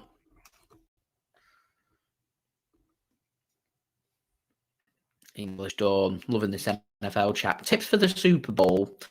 I don't think I'm gonna look. I'd love to say the Dolphins. I really would. I don't think I'm gonna look past the Chiefs once more. Kansas City Chiefs and Patrick Mahomes as Newcastle go in. Sando Tonali it was with the effort and goes out for. I thought he went out for a throw and it's been kept in by Newcastle, actually. He looked to try and go to the byline, some more defending for City to go. So I think the AFC, will be taken by the Kansas City Chiefs. I wouldn't rule out the Philadelphia Eagles either. I quite fancy the San Francisco 49ers for the Super Bowl, though. I think I'll go for the Chiefs against the Niners.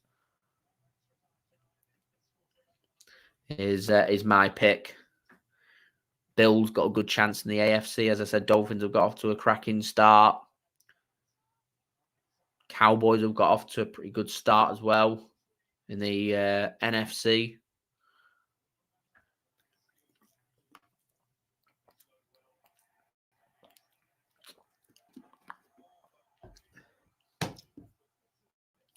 Ball gets hooked in by Newcastle and out for a goal kick. Let's have a look at the NFL standings right now. So Dolphins got a good record, 3-0 at the Mo in the AFC East, sitting top of that. Bills on a 2-1, Patriots on a 1-2, and Jets on a 1-2. Chiefs in the AFC West on a 2-1. Las Vegas Raiders on a 1-2, LA Chargers on a 1-2, and the Broncos on a 0-3. Not a good start for the Denver Broncos. AFC North, Pittsburgh Steelers on a 2-1 with the Baltimore Ravens and the Cleveland Browns. Cincinnati haven't got off to a great start, 1-2. I'd expect them to be right up there, to be honest. Indianapolis Colts on a 2-1 in the AFC South. Texans on a 1-2, Jags on a 1-2, and the Titans on a 1-2 as well. So very open in the American Football Conference. The AFC onto the National Football Conference. The NFC East will start with the Philadelphia Eagles looking pretty good on a 3-0 as well. As I said, the Cowboys have got off to a pretty good start, 2-1. Commanders on a 2-1. Giants on a 1-2. 49ers again, really good start, 3-0 for them. Seattle Seahawks on a 2-1. LA Rams on a 1-2, and the Cardinals on a 1-2 in the NFC West. Up in the North, the NFC North, Green Bay Packers on a 2-1, sitting top of the division so far at the early stages. Detroit Lions on a 2-1. Minnesota Vikings, I thought they'd be up there as well. On a 0-3, a Norton 3 start to the season, 0-3 along with the Chicago Bears. Not a great start for the Vikings or the Chicago Bears. And then pretty much all to play for in the NFC South. Atlanta Falcons on a 2-1. New Orleans Saints on a 2-1, and Tampa Bay Bucks on a 2-1 as well, and the Carolina Panthers on a 0-3. It's only early stages. I think you can probably comment a little bit better after 6-7 games. Normally, get halfway through the season and you have a better understanding of where teams are at and what little bits of business that they're doing. Always a recipe if things aren't going to plan when you need to do a bit of business during the season.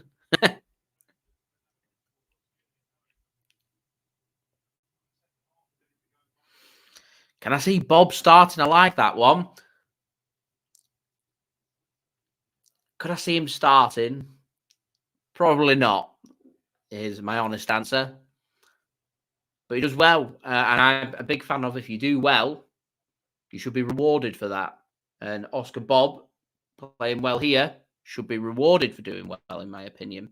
John asking, how are the Dolphins getting on? Doing very well at the moment. Looking very good under Tua Tagovailoa.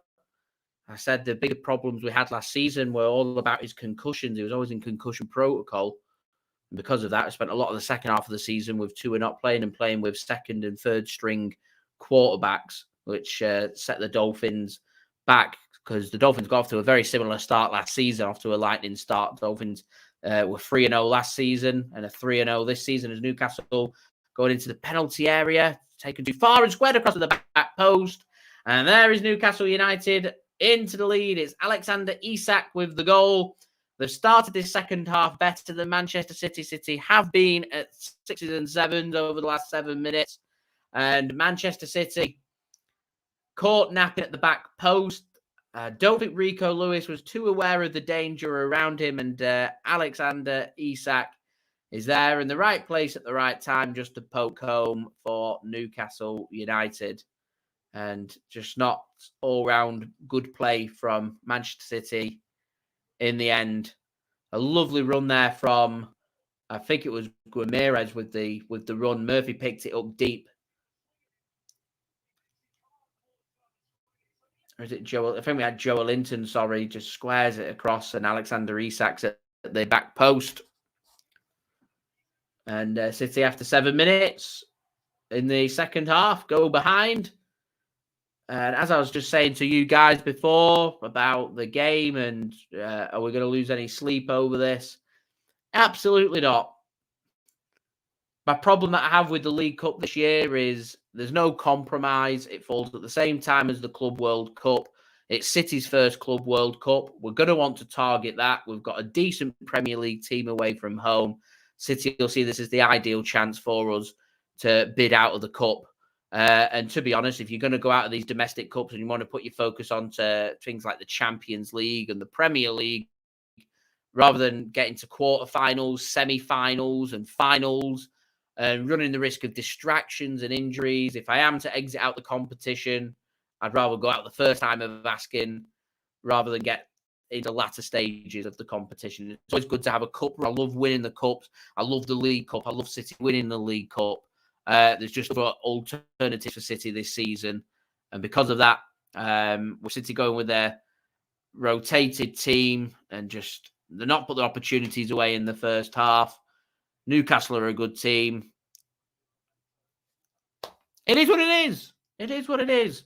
As I said, I'm not going to judge. I'm not going to lose any sleep. I'm not going to sit here and lose the plot like some of the other content creators will, I'm sure, overreacting to a League Cup loss.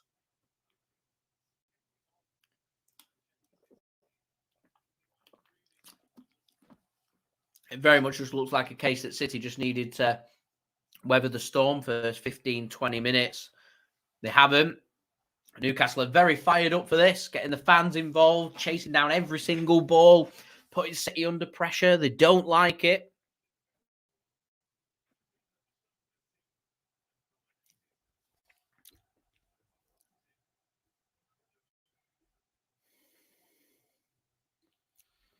Oh, we love a milk stout here on the JSGC channel. We really do. And Newcastle into another good position here and out for a corner. As I said, I back in what Matty says there. I won't lose any sleep if Man City go out. It's summed up best by Pep Guardiola himself in the build-up to this, which is it's an important game. Yeah, Wolves away is more important. Leipzig away is more important. Arsenal away is more important. And with what's to come in the competition, there's nothing to be gained. We could go through. Fabulous, great. We could go through again and make it to the quarterfinals. Quarterfinals is brilliant. Okay, we'll start thinking about semi-finals and finals. The Club World Cup falls on literally within 24 hours of our semi-final match and the quarterfinal of the Carabao Cup. They will not change the date. They didn't change it for Liverpool, so they can't change it for Manchester City. And because of that, it means we'd have to then put out not even a rotated team. It would have to be the youngsters. The EDS team would have to go out for the quarterfinals. Quarterfinals will be decent teams there with their first 11 out. Liverpool went out to Villa 5-0 a couple of years ago doing the same. Nothing's to be achieved from it. We've got a little bit of an injury crisis. We're away from home against Newcastle. We had our opportunities. We didn't put them away. Newcastle have put theirs away. If we go out, I'm just not that bothered. I'm more bothered about not getting any injuries from here on out.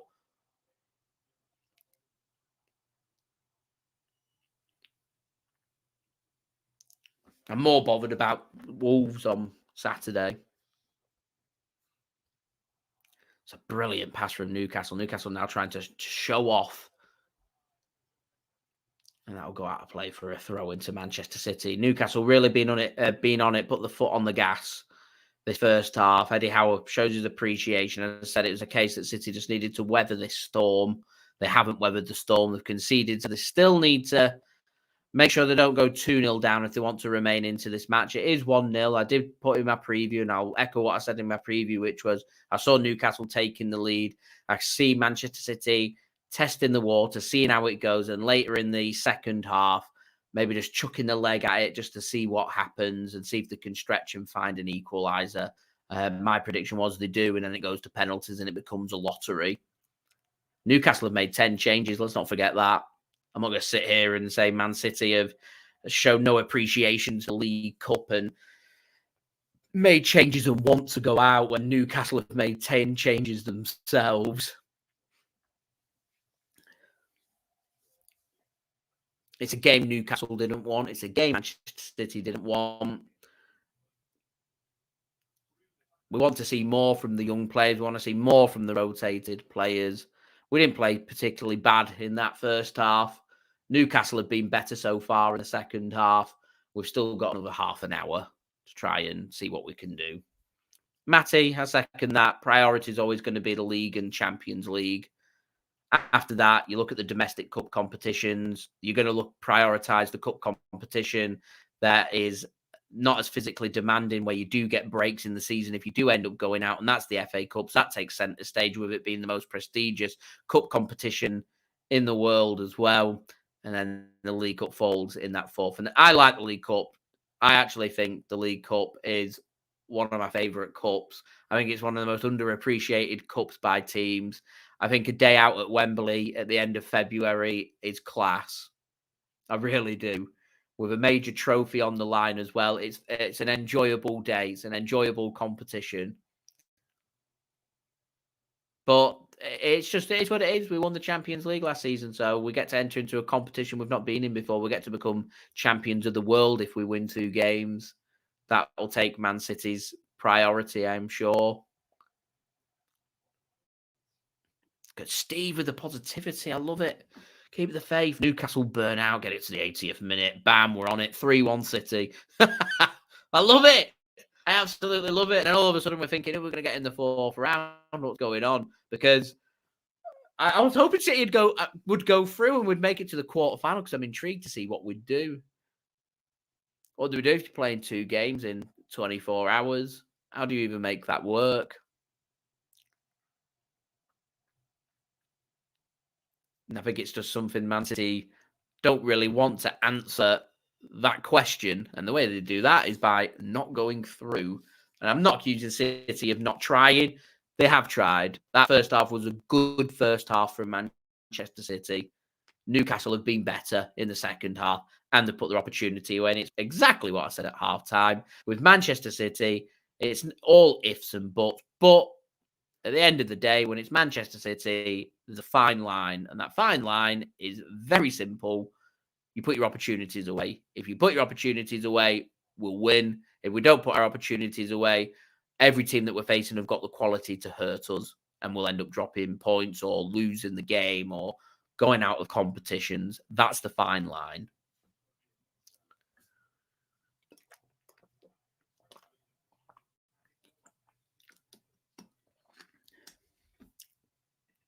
Thank you. Absolutely love the Champions League. It sits there until that balloon cannot go up anymore. It can. It's still living. It's going strong. It's what? Over 3 months old, and it's going strong. I love the positivity, Adam. It's no stress. We lose no sleep. I'll do a review video after this, and if we go out, it'll be fair. It won't be me overreacting. It won't be me losing the plot or anything. As Alexander Isak goes off injured. He went down, and a forced change here from Newcastle, making their 3rd change. And maybe that's telling. Maybe that's telling that Newcastle got fresh legs on the pitch, look a bit more motivated. And it's Miguel Almiron, Jack Grealish's best mate, that comes on to the pitch.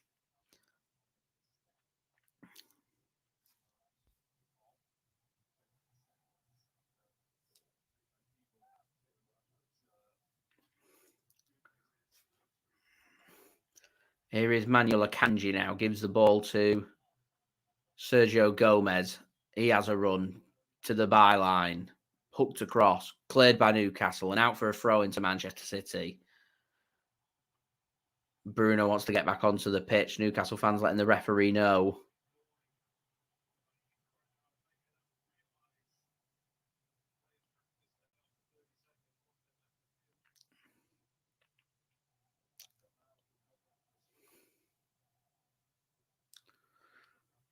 Here's Akanji.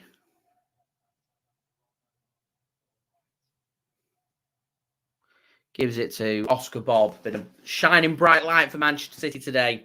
Gives it to Sergio Gomez, and that will be a free kick to Manchester City. Don't forget, leave a thumbs up. That'd be much appreciated. Now less than 50 likes away from 100 likes. Just 45 to go. Any help towards that would be much appreciated. Subscribe as well if you're new around here. Press that red button, press the bell, and put your push notifications on. And also don't forget as well to go and check out my social media links. They're all in the description if you want to go and check them out.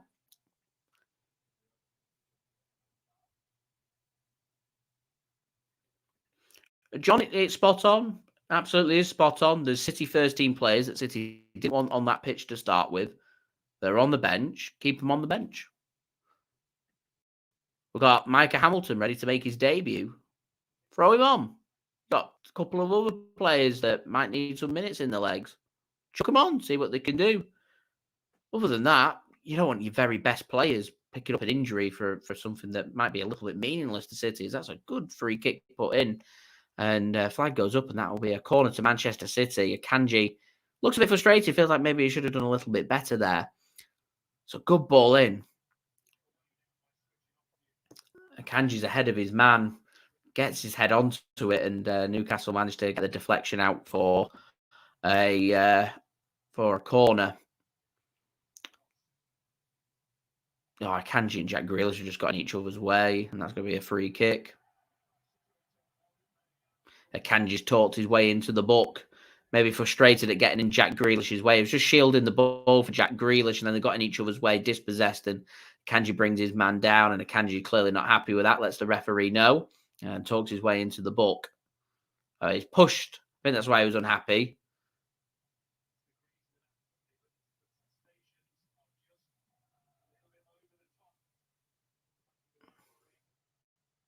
Very un-Manuel Akanji like to get so angry.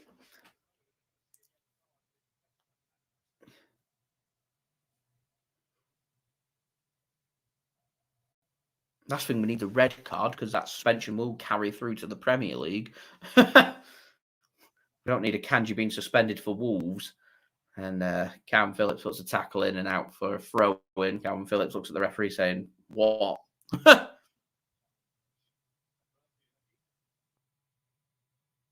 And yellow card's out again. Give a yellow card to Kalvin Phillips. What's the referee doing? Clearly not had enough talking points about him.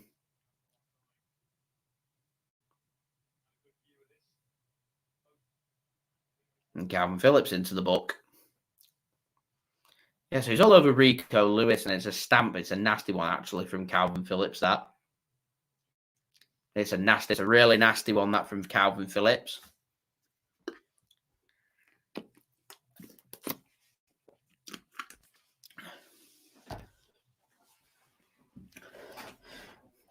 I'm half tempted to be controversial and say, dare I suggest that could have been a little bit more than a yellow card. It's up on his ankle. It's a stamp. Studs up. It's a nasty one.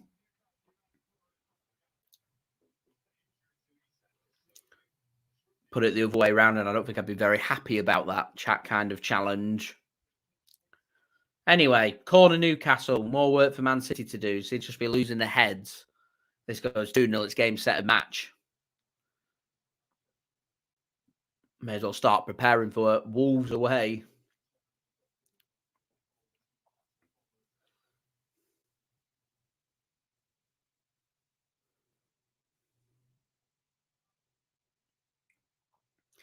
Oh, it's excellent work on the corner. Worked really well towards the back post, and there's nobody there.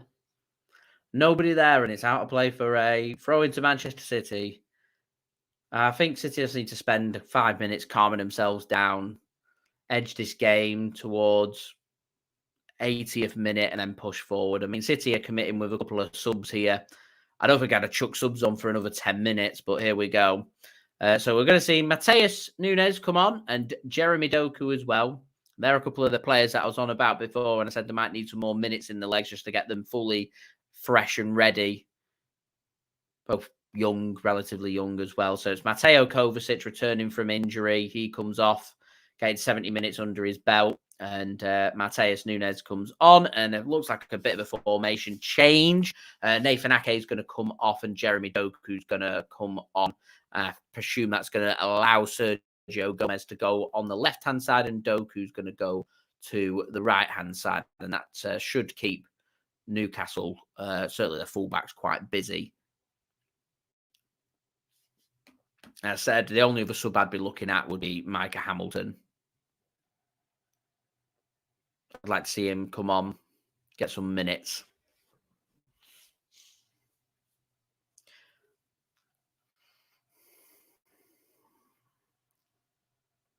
Oh, that's lovely work from Newcastle. It's a great challenge from Akanji and lovely work from Josko Gvardiol to mop that one up. Here's Matheus Nunes. Good work, Matheus Nunes. Gets a free kick. Good work that from Matheus Nunes. Really good work.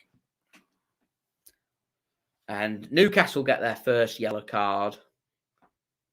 Referee just can't stop handing out yellow cards now. Everyone's going in the book.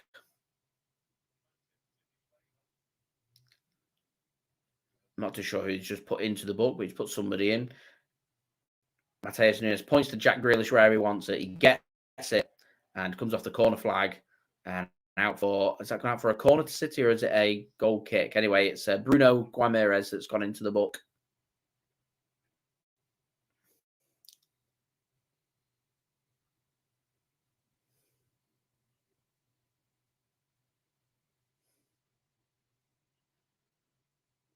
Yeah, got out for a goal kick, that one. So goal kick to Newcastle. Matty's getting an early prediction in for man of the match, going for Oscar Bobb. Oscar Bobb's looked good. Really good for Manchester City. He's going to be a contender.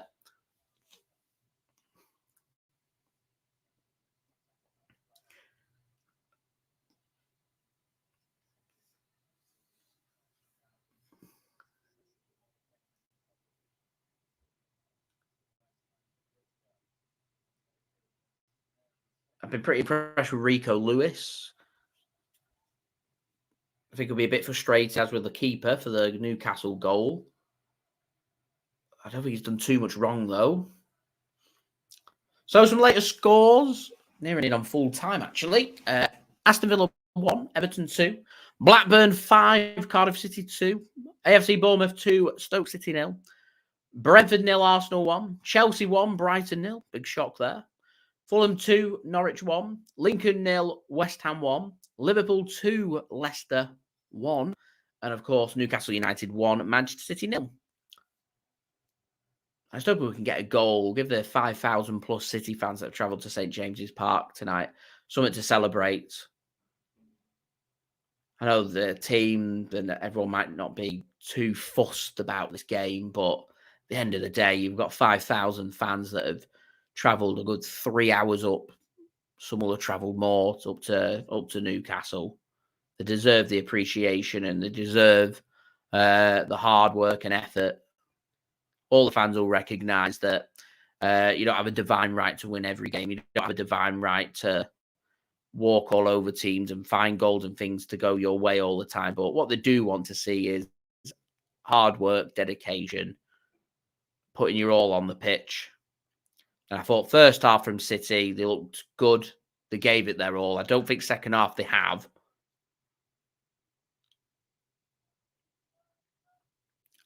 But that might just be the fact that Newcastle have played much better second half. They've actually attacked and shown that if you are willing to have a go and attack Manchester City, you can do very well. You can beat us. We're not invincible.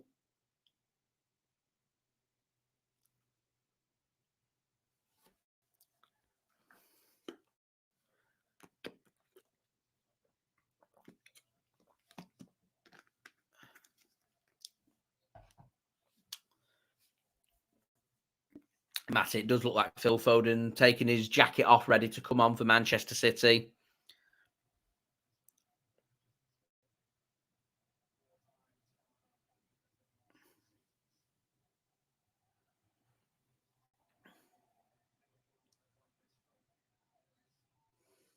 And Phil Foden is going to be coming on.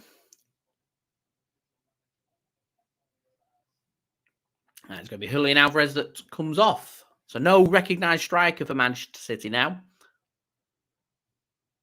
I assume Phil Foden's job's going to be to score goals.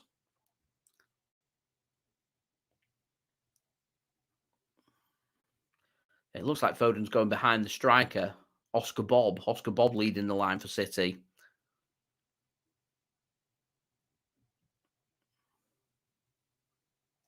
And not a great ball across to Jack Grealish. I don't think this has been Jack Grealish's best game for Manchester City by any stretch of the imagination. But it's good to see him back on the pitch.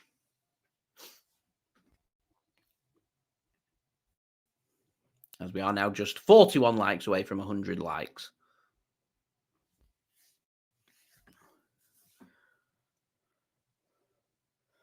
There's not been any real link-up play in the attacking third for City in this second half.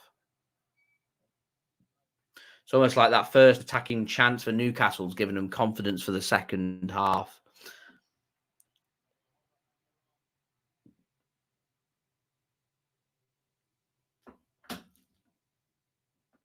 Yes, City just 2 shots, none on target in the second half. They managed to get a grip on the possession. And this is where City now just final 15, weathered the storm. Yeah, Newcastle have got that goal and they'll be thinking to themselves, great, now we don't have to overcommit. They can just go back to trying to defend deep, defend well. And Man City need to push, see what they can do. I mean, at the end of the day, remember, this is a makeshift. They've made substitutions. They've all come in attack for Newcastle. They've still got a makeshift defence out there. Livramento, Lascelles, Dummett. I mean, having a pop at it. Jack Grealish has a pop at it and has a shot and a good save there for Nick Pope. Comfortable in the end, but it's good to see a shot on target. And as I said, now getting to the last 15 minutes, just need to, for City, just commit, get bodies forward. If we're going to go out fighting. Put in a good performance. It's only 1-0, we're 1 goal behind. So even get that equaliser. As I said, no extra time, goes to penalties, goes to lottery, anything can happen. Can snatch a victory from the jaws of defeat. I think City just like to get more players forward now. Yeah, Rico Lewis getting forward. Jeremy Doku wanted that ball, doesn't give it to him, gives it to Foden. Now gives it to Doku on the right wing. Here's Kalvin Phillips for Manchester City. Matheus Nunes.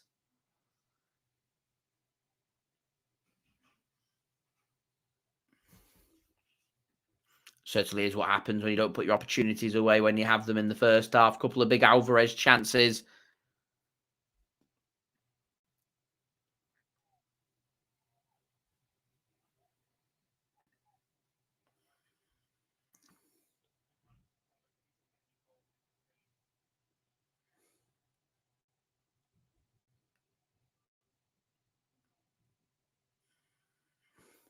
So the commentator, the stats just been put up, fewest touches. Jeremy Doku, he's literally just come on for Manchester City. They need to find a way to get him involved in the game. He's literally just come on.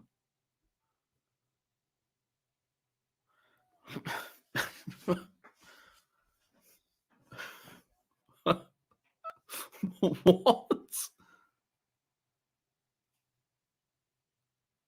Anyway.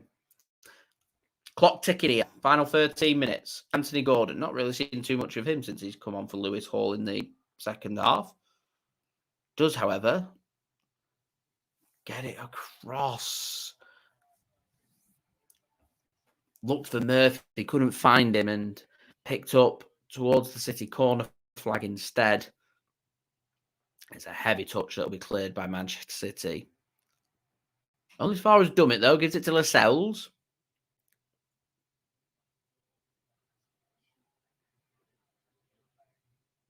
Sergio Gomez goes down now.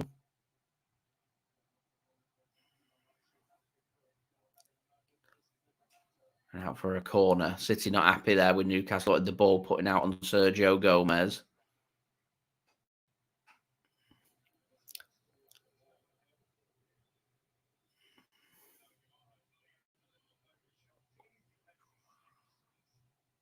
Yeah, there's a little studs coming together on his foot.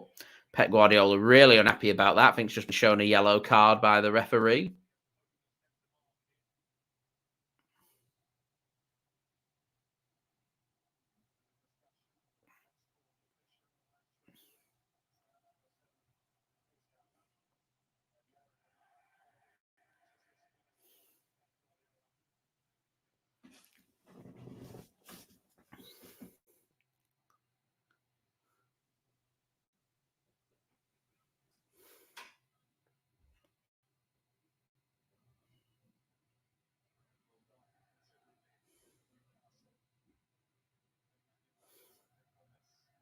Corner here for Newcastle then.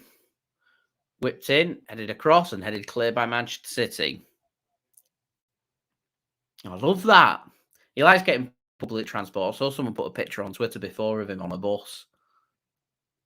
Popping about.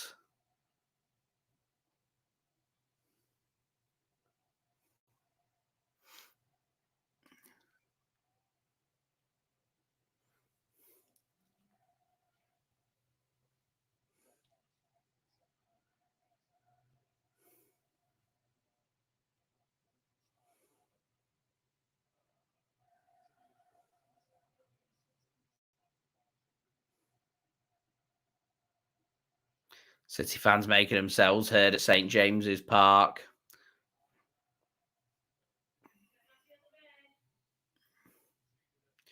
Here's Sergio Gomez. To Jack Grealish then. Final 10 minutes here, plus whatever's to be added on. Newcastle lead by 1-0. Here's Manuel Akanji.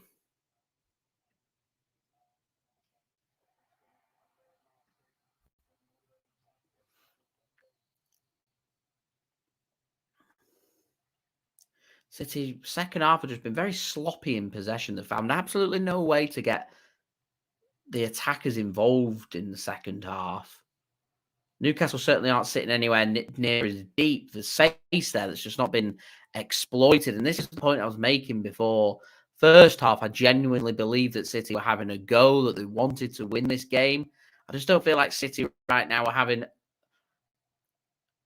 or doing enough to cause Newcastle problems. And they can play better than what they're playing. Akanji there, not finding the ball and getting it clear. It's just been a little bit un-Manchester City.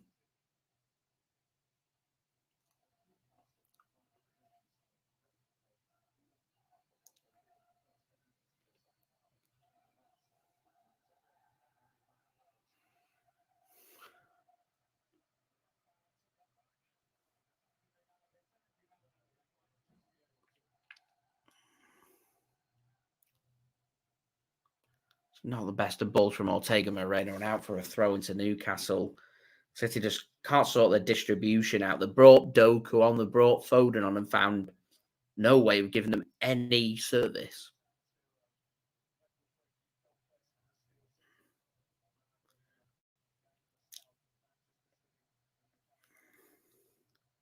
And the clock just ticks away. Ball given away there by Newcastle, though.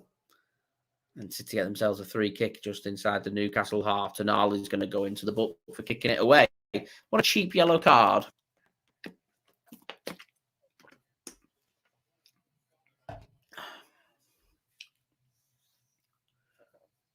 So don't forget, leave a thumbs up. Subscribe as well if you're new around here. That would be fantastic.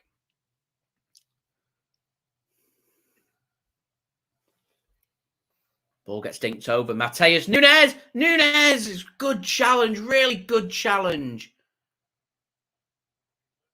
Was it Livramento? I think it was. Stops Matheus Nunes being in one-on-one there. I thought that was going to be City's chance. Oscar Bobb to Matheus Nunes. Better from Manchester City. Cleared by target. Only as far as Akanji. Gives it to Gvardiol. Foden now.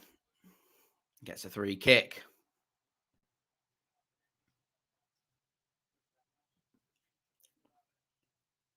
I think Newcastle are just starting to get a bit frustrated about a couple of decisions going against them. Joelinton trying to get a bite off Jack Grealish there.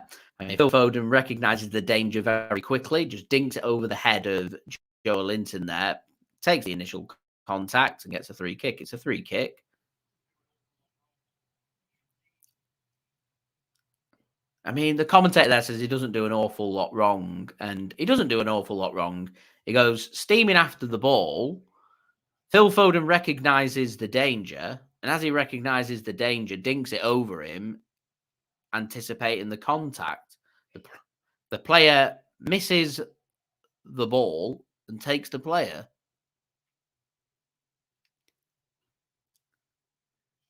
Jack Grealish then works it to Jeremy Doku. Doku got onto the left-hand side. Livramento gets the clearance. I've been impressed with Livramento, you know. He's done a good job on Jack Grealish. He's going up against Jeremy Doku right now. I mean, give him a couple of seasons. Could potentially be one of the next big things in terms of English fullbacks. New signing from Southampton. Kieran Trippier obviously getting no younger. Something Newcastle have wanted to identify and address nice and early with the fullbacks, because fullbacks can be very expensive. We know that at Manchester City. You want to bring in seasoned fullbacks that cost a lot of money. So if you can bring in a fullback early on for a good price and develop them over a season or two, it can save you a lot of cash, or earn you a lot of cash if you're going to move them on and sell them. And City recognise that's why we're getting linked with Valentin Barco over at Boca Juniors right now, which City apparently have given him a diet plan to get his physique up. That's a brilliant run from Doku, though. Sells Livramento. Threaded well in towards Phil Foden, and it's good goalkeeping from Nick Pope. It's good football all round. There's nothing wrong with the pass from Jeremy Doku. Played into the channel. It's good reading from Nick Pope. Nick Pope's quick off his line. It's good football all round. Nick Pope doesn't read that. Phil Foden's in. 5 minutes then. Can City muster up something? Newcastle struggling to get out of their own half. And as I said, we're going to go out fighting. Let Newcastle know that they've been in a battle, they've been in a scrap. Doku finds ball into Matheus Nunes, a heavy pass, well controlled by Nunes. Jeremy Doku doesn't realise the danger around him and brings down Almiron there. Very well protected that from Miguel Almiron. Very well protected. Knows exactly what he's doing. He knows Doku's pace. Takes one right through the back of his shin. He's in pain.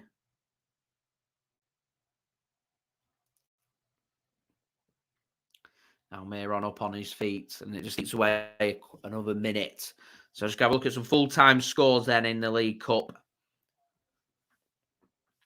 So it's finished Everton 1. Aston Villa 1, Everton 2. Blackburn 5, Cardiff 2. Bournemouth 2, Stoke 0. Brentford 0, Arsenal 1. Chelsea 1, Brighton 0. Fulham 2, Norwich 1. Lincoln 0, West Ham 1. And Liverpool 3, Leicester City 1. And we've got City in action here in the 87th minute. Currently 1-0 down to Newcastle United. The geezer Dan, thanks for tuning in. Much appreciated. Says fringe players like Phillips certainly haven't done themselves any favours. Not been impressed with the performance of Kalvin Phillips today. I certainly don't think Rodri is going to be sat at home sweating about his position.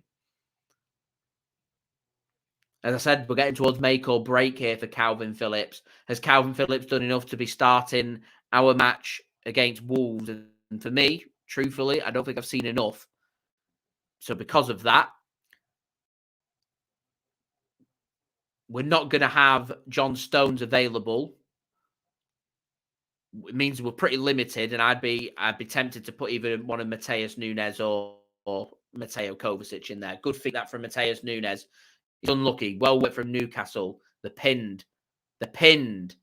Anthony Gordon up against Rico Lewis. They've done really well to work themselves out of bother there. City had 4 players around one at one stage. That's good work from Kalvin Phillips. Really good work from Kalvin Phillips. Man City want a free kick on Anthony Gordon, but not given by the referees. They want a corner, Newcastle. Looked like that went out of play. Not given either. Akanji just took one in the face from Anthony Gordon. And this game just starting to open up a little bit now. 88th minute. St. James's Park. Newcastle lead here 1-0. Looks like they might be on their way into the 4th round of the EFL Cup. Manchester City on the way home. Do remember, quarter-final stage of this competition does clash with our semi-final of the Club World Cup. So the scoreline doesn't surprise me. I won't be losing any sleep over this game.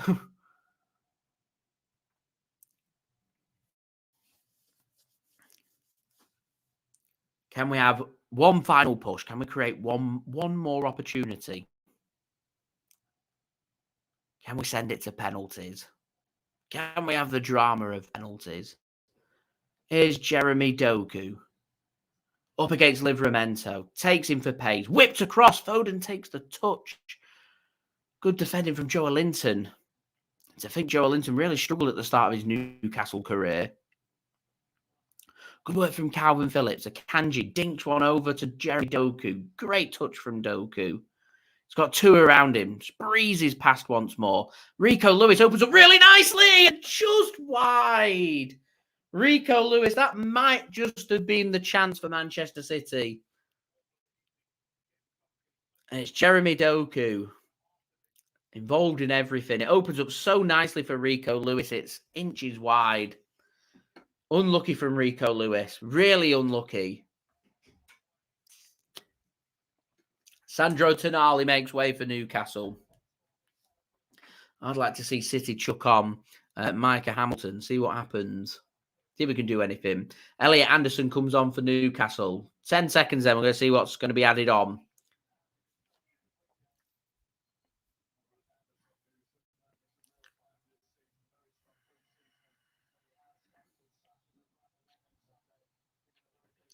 Into the first of 6 minutes then added on. 6 minutes added on here. 6 minutes for City to try and save their season in the Carabao.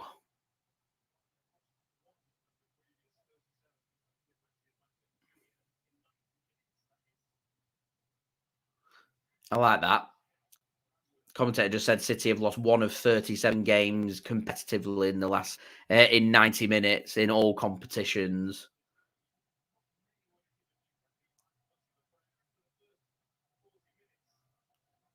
Good dink that from Kalvin Phillips. Livramento reads it really well. Work forward. Here's Elliot Anderson for Newcastle. Don't bring him down. Good challenge from Jack Grealish. Out for a throw into Newcastle.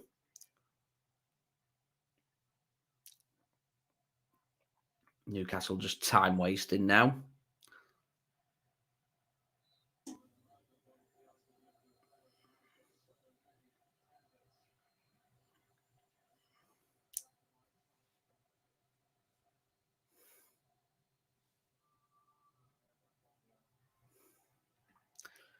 Boy Racer. Do you know what? I think you make a really good point. They know when the Club World Cup's going to be. They know the schedule. They know the schedule of the Carabao Cup as well. Why enter us into the competition? Why don't they just make a rule that if you're the winner of the Champions League going into the Club World Cup, you won't be in the League Cup for the following season? You make that a rule. We already know that. We don't have to waste our time. And whoever the lucky team is that should draw Manchester City, they end up getting a bye. Or, better still, give the position to a club in the National League, the highest performing team from the previous season in the National League that didn't go up, which I think would be Chesterfield, as Jack Grealish takes a heavy touch there and cleared by Newcastle. Yeah, I don't understand it. If you won the Champions League, you're going to be in the Club World Cup. Why bother even putting us in the competition in the first place? Knowing full well that we have to go with a weakened team later in the competition. Phil Foden goes down. Referee says it's coming together. Nothing given. And out of play for a goal kick. Time running out for City. 3 minutes to go.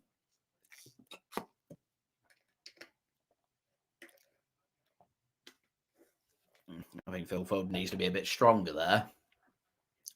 Goes looking for it. More time wasting from Newcastle.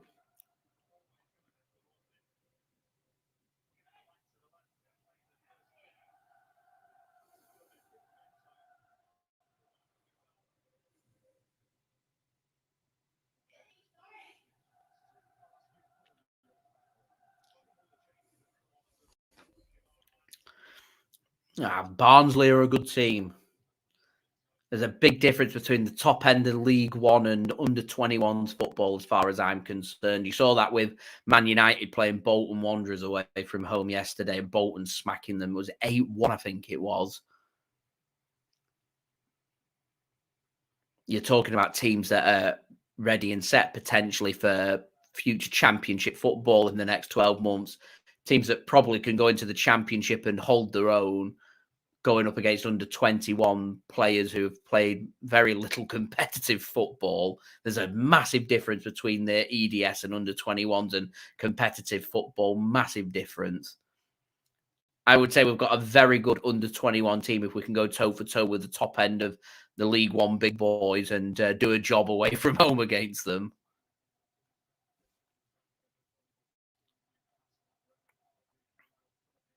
Which is why we get these players, we send them out on loan to get that experience.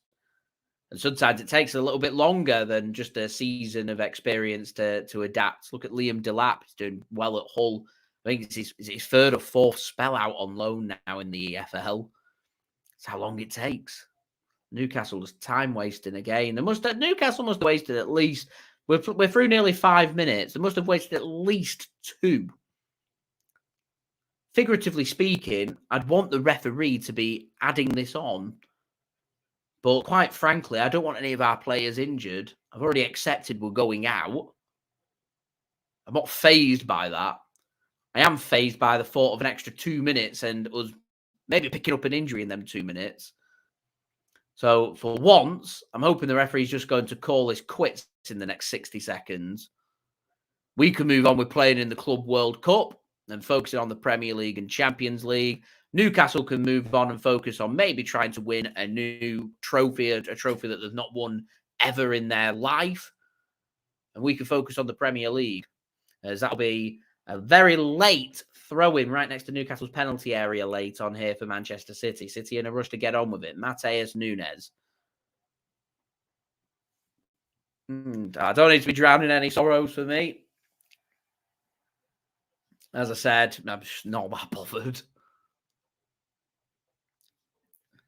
Seems like it means the world to Newcastle right now. It's a big result for Newcastle. They'll want to beat Manchester City. They'll want to go out there and make the point. It's not a good ball from City, and that'll go out of play for a throw into Newcastle right in the corner flag. And that could be that. The 6 minutes are up. It's all about what the referee wants to add on. As I said, Newcastle have wasted a good 2 minutes here. Does the referee want to add them 2 minutes on, or does he want to end it right now?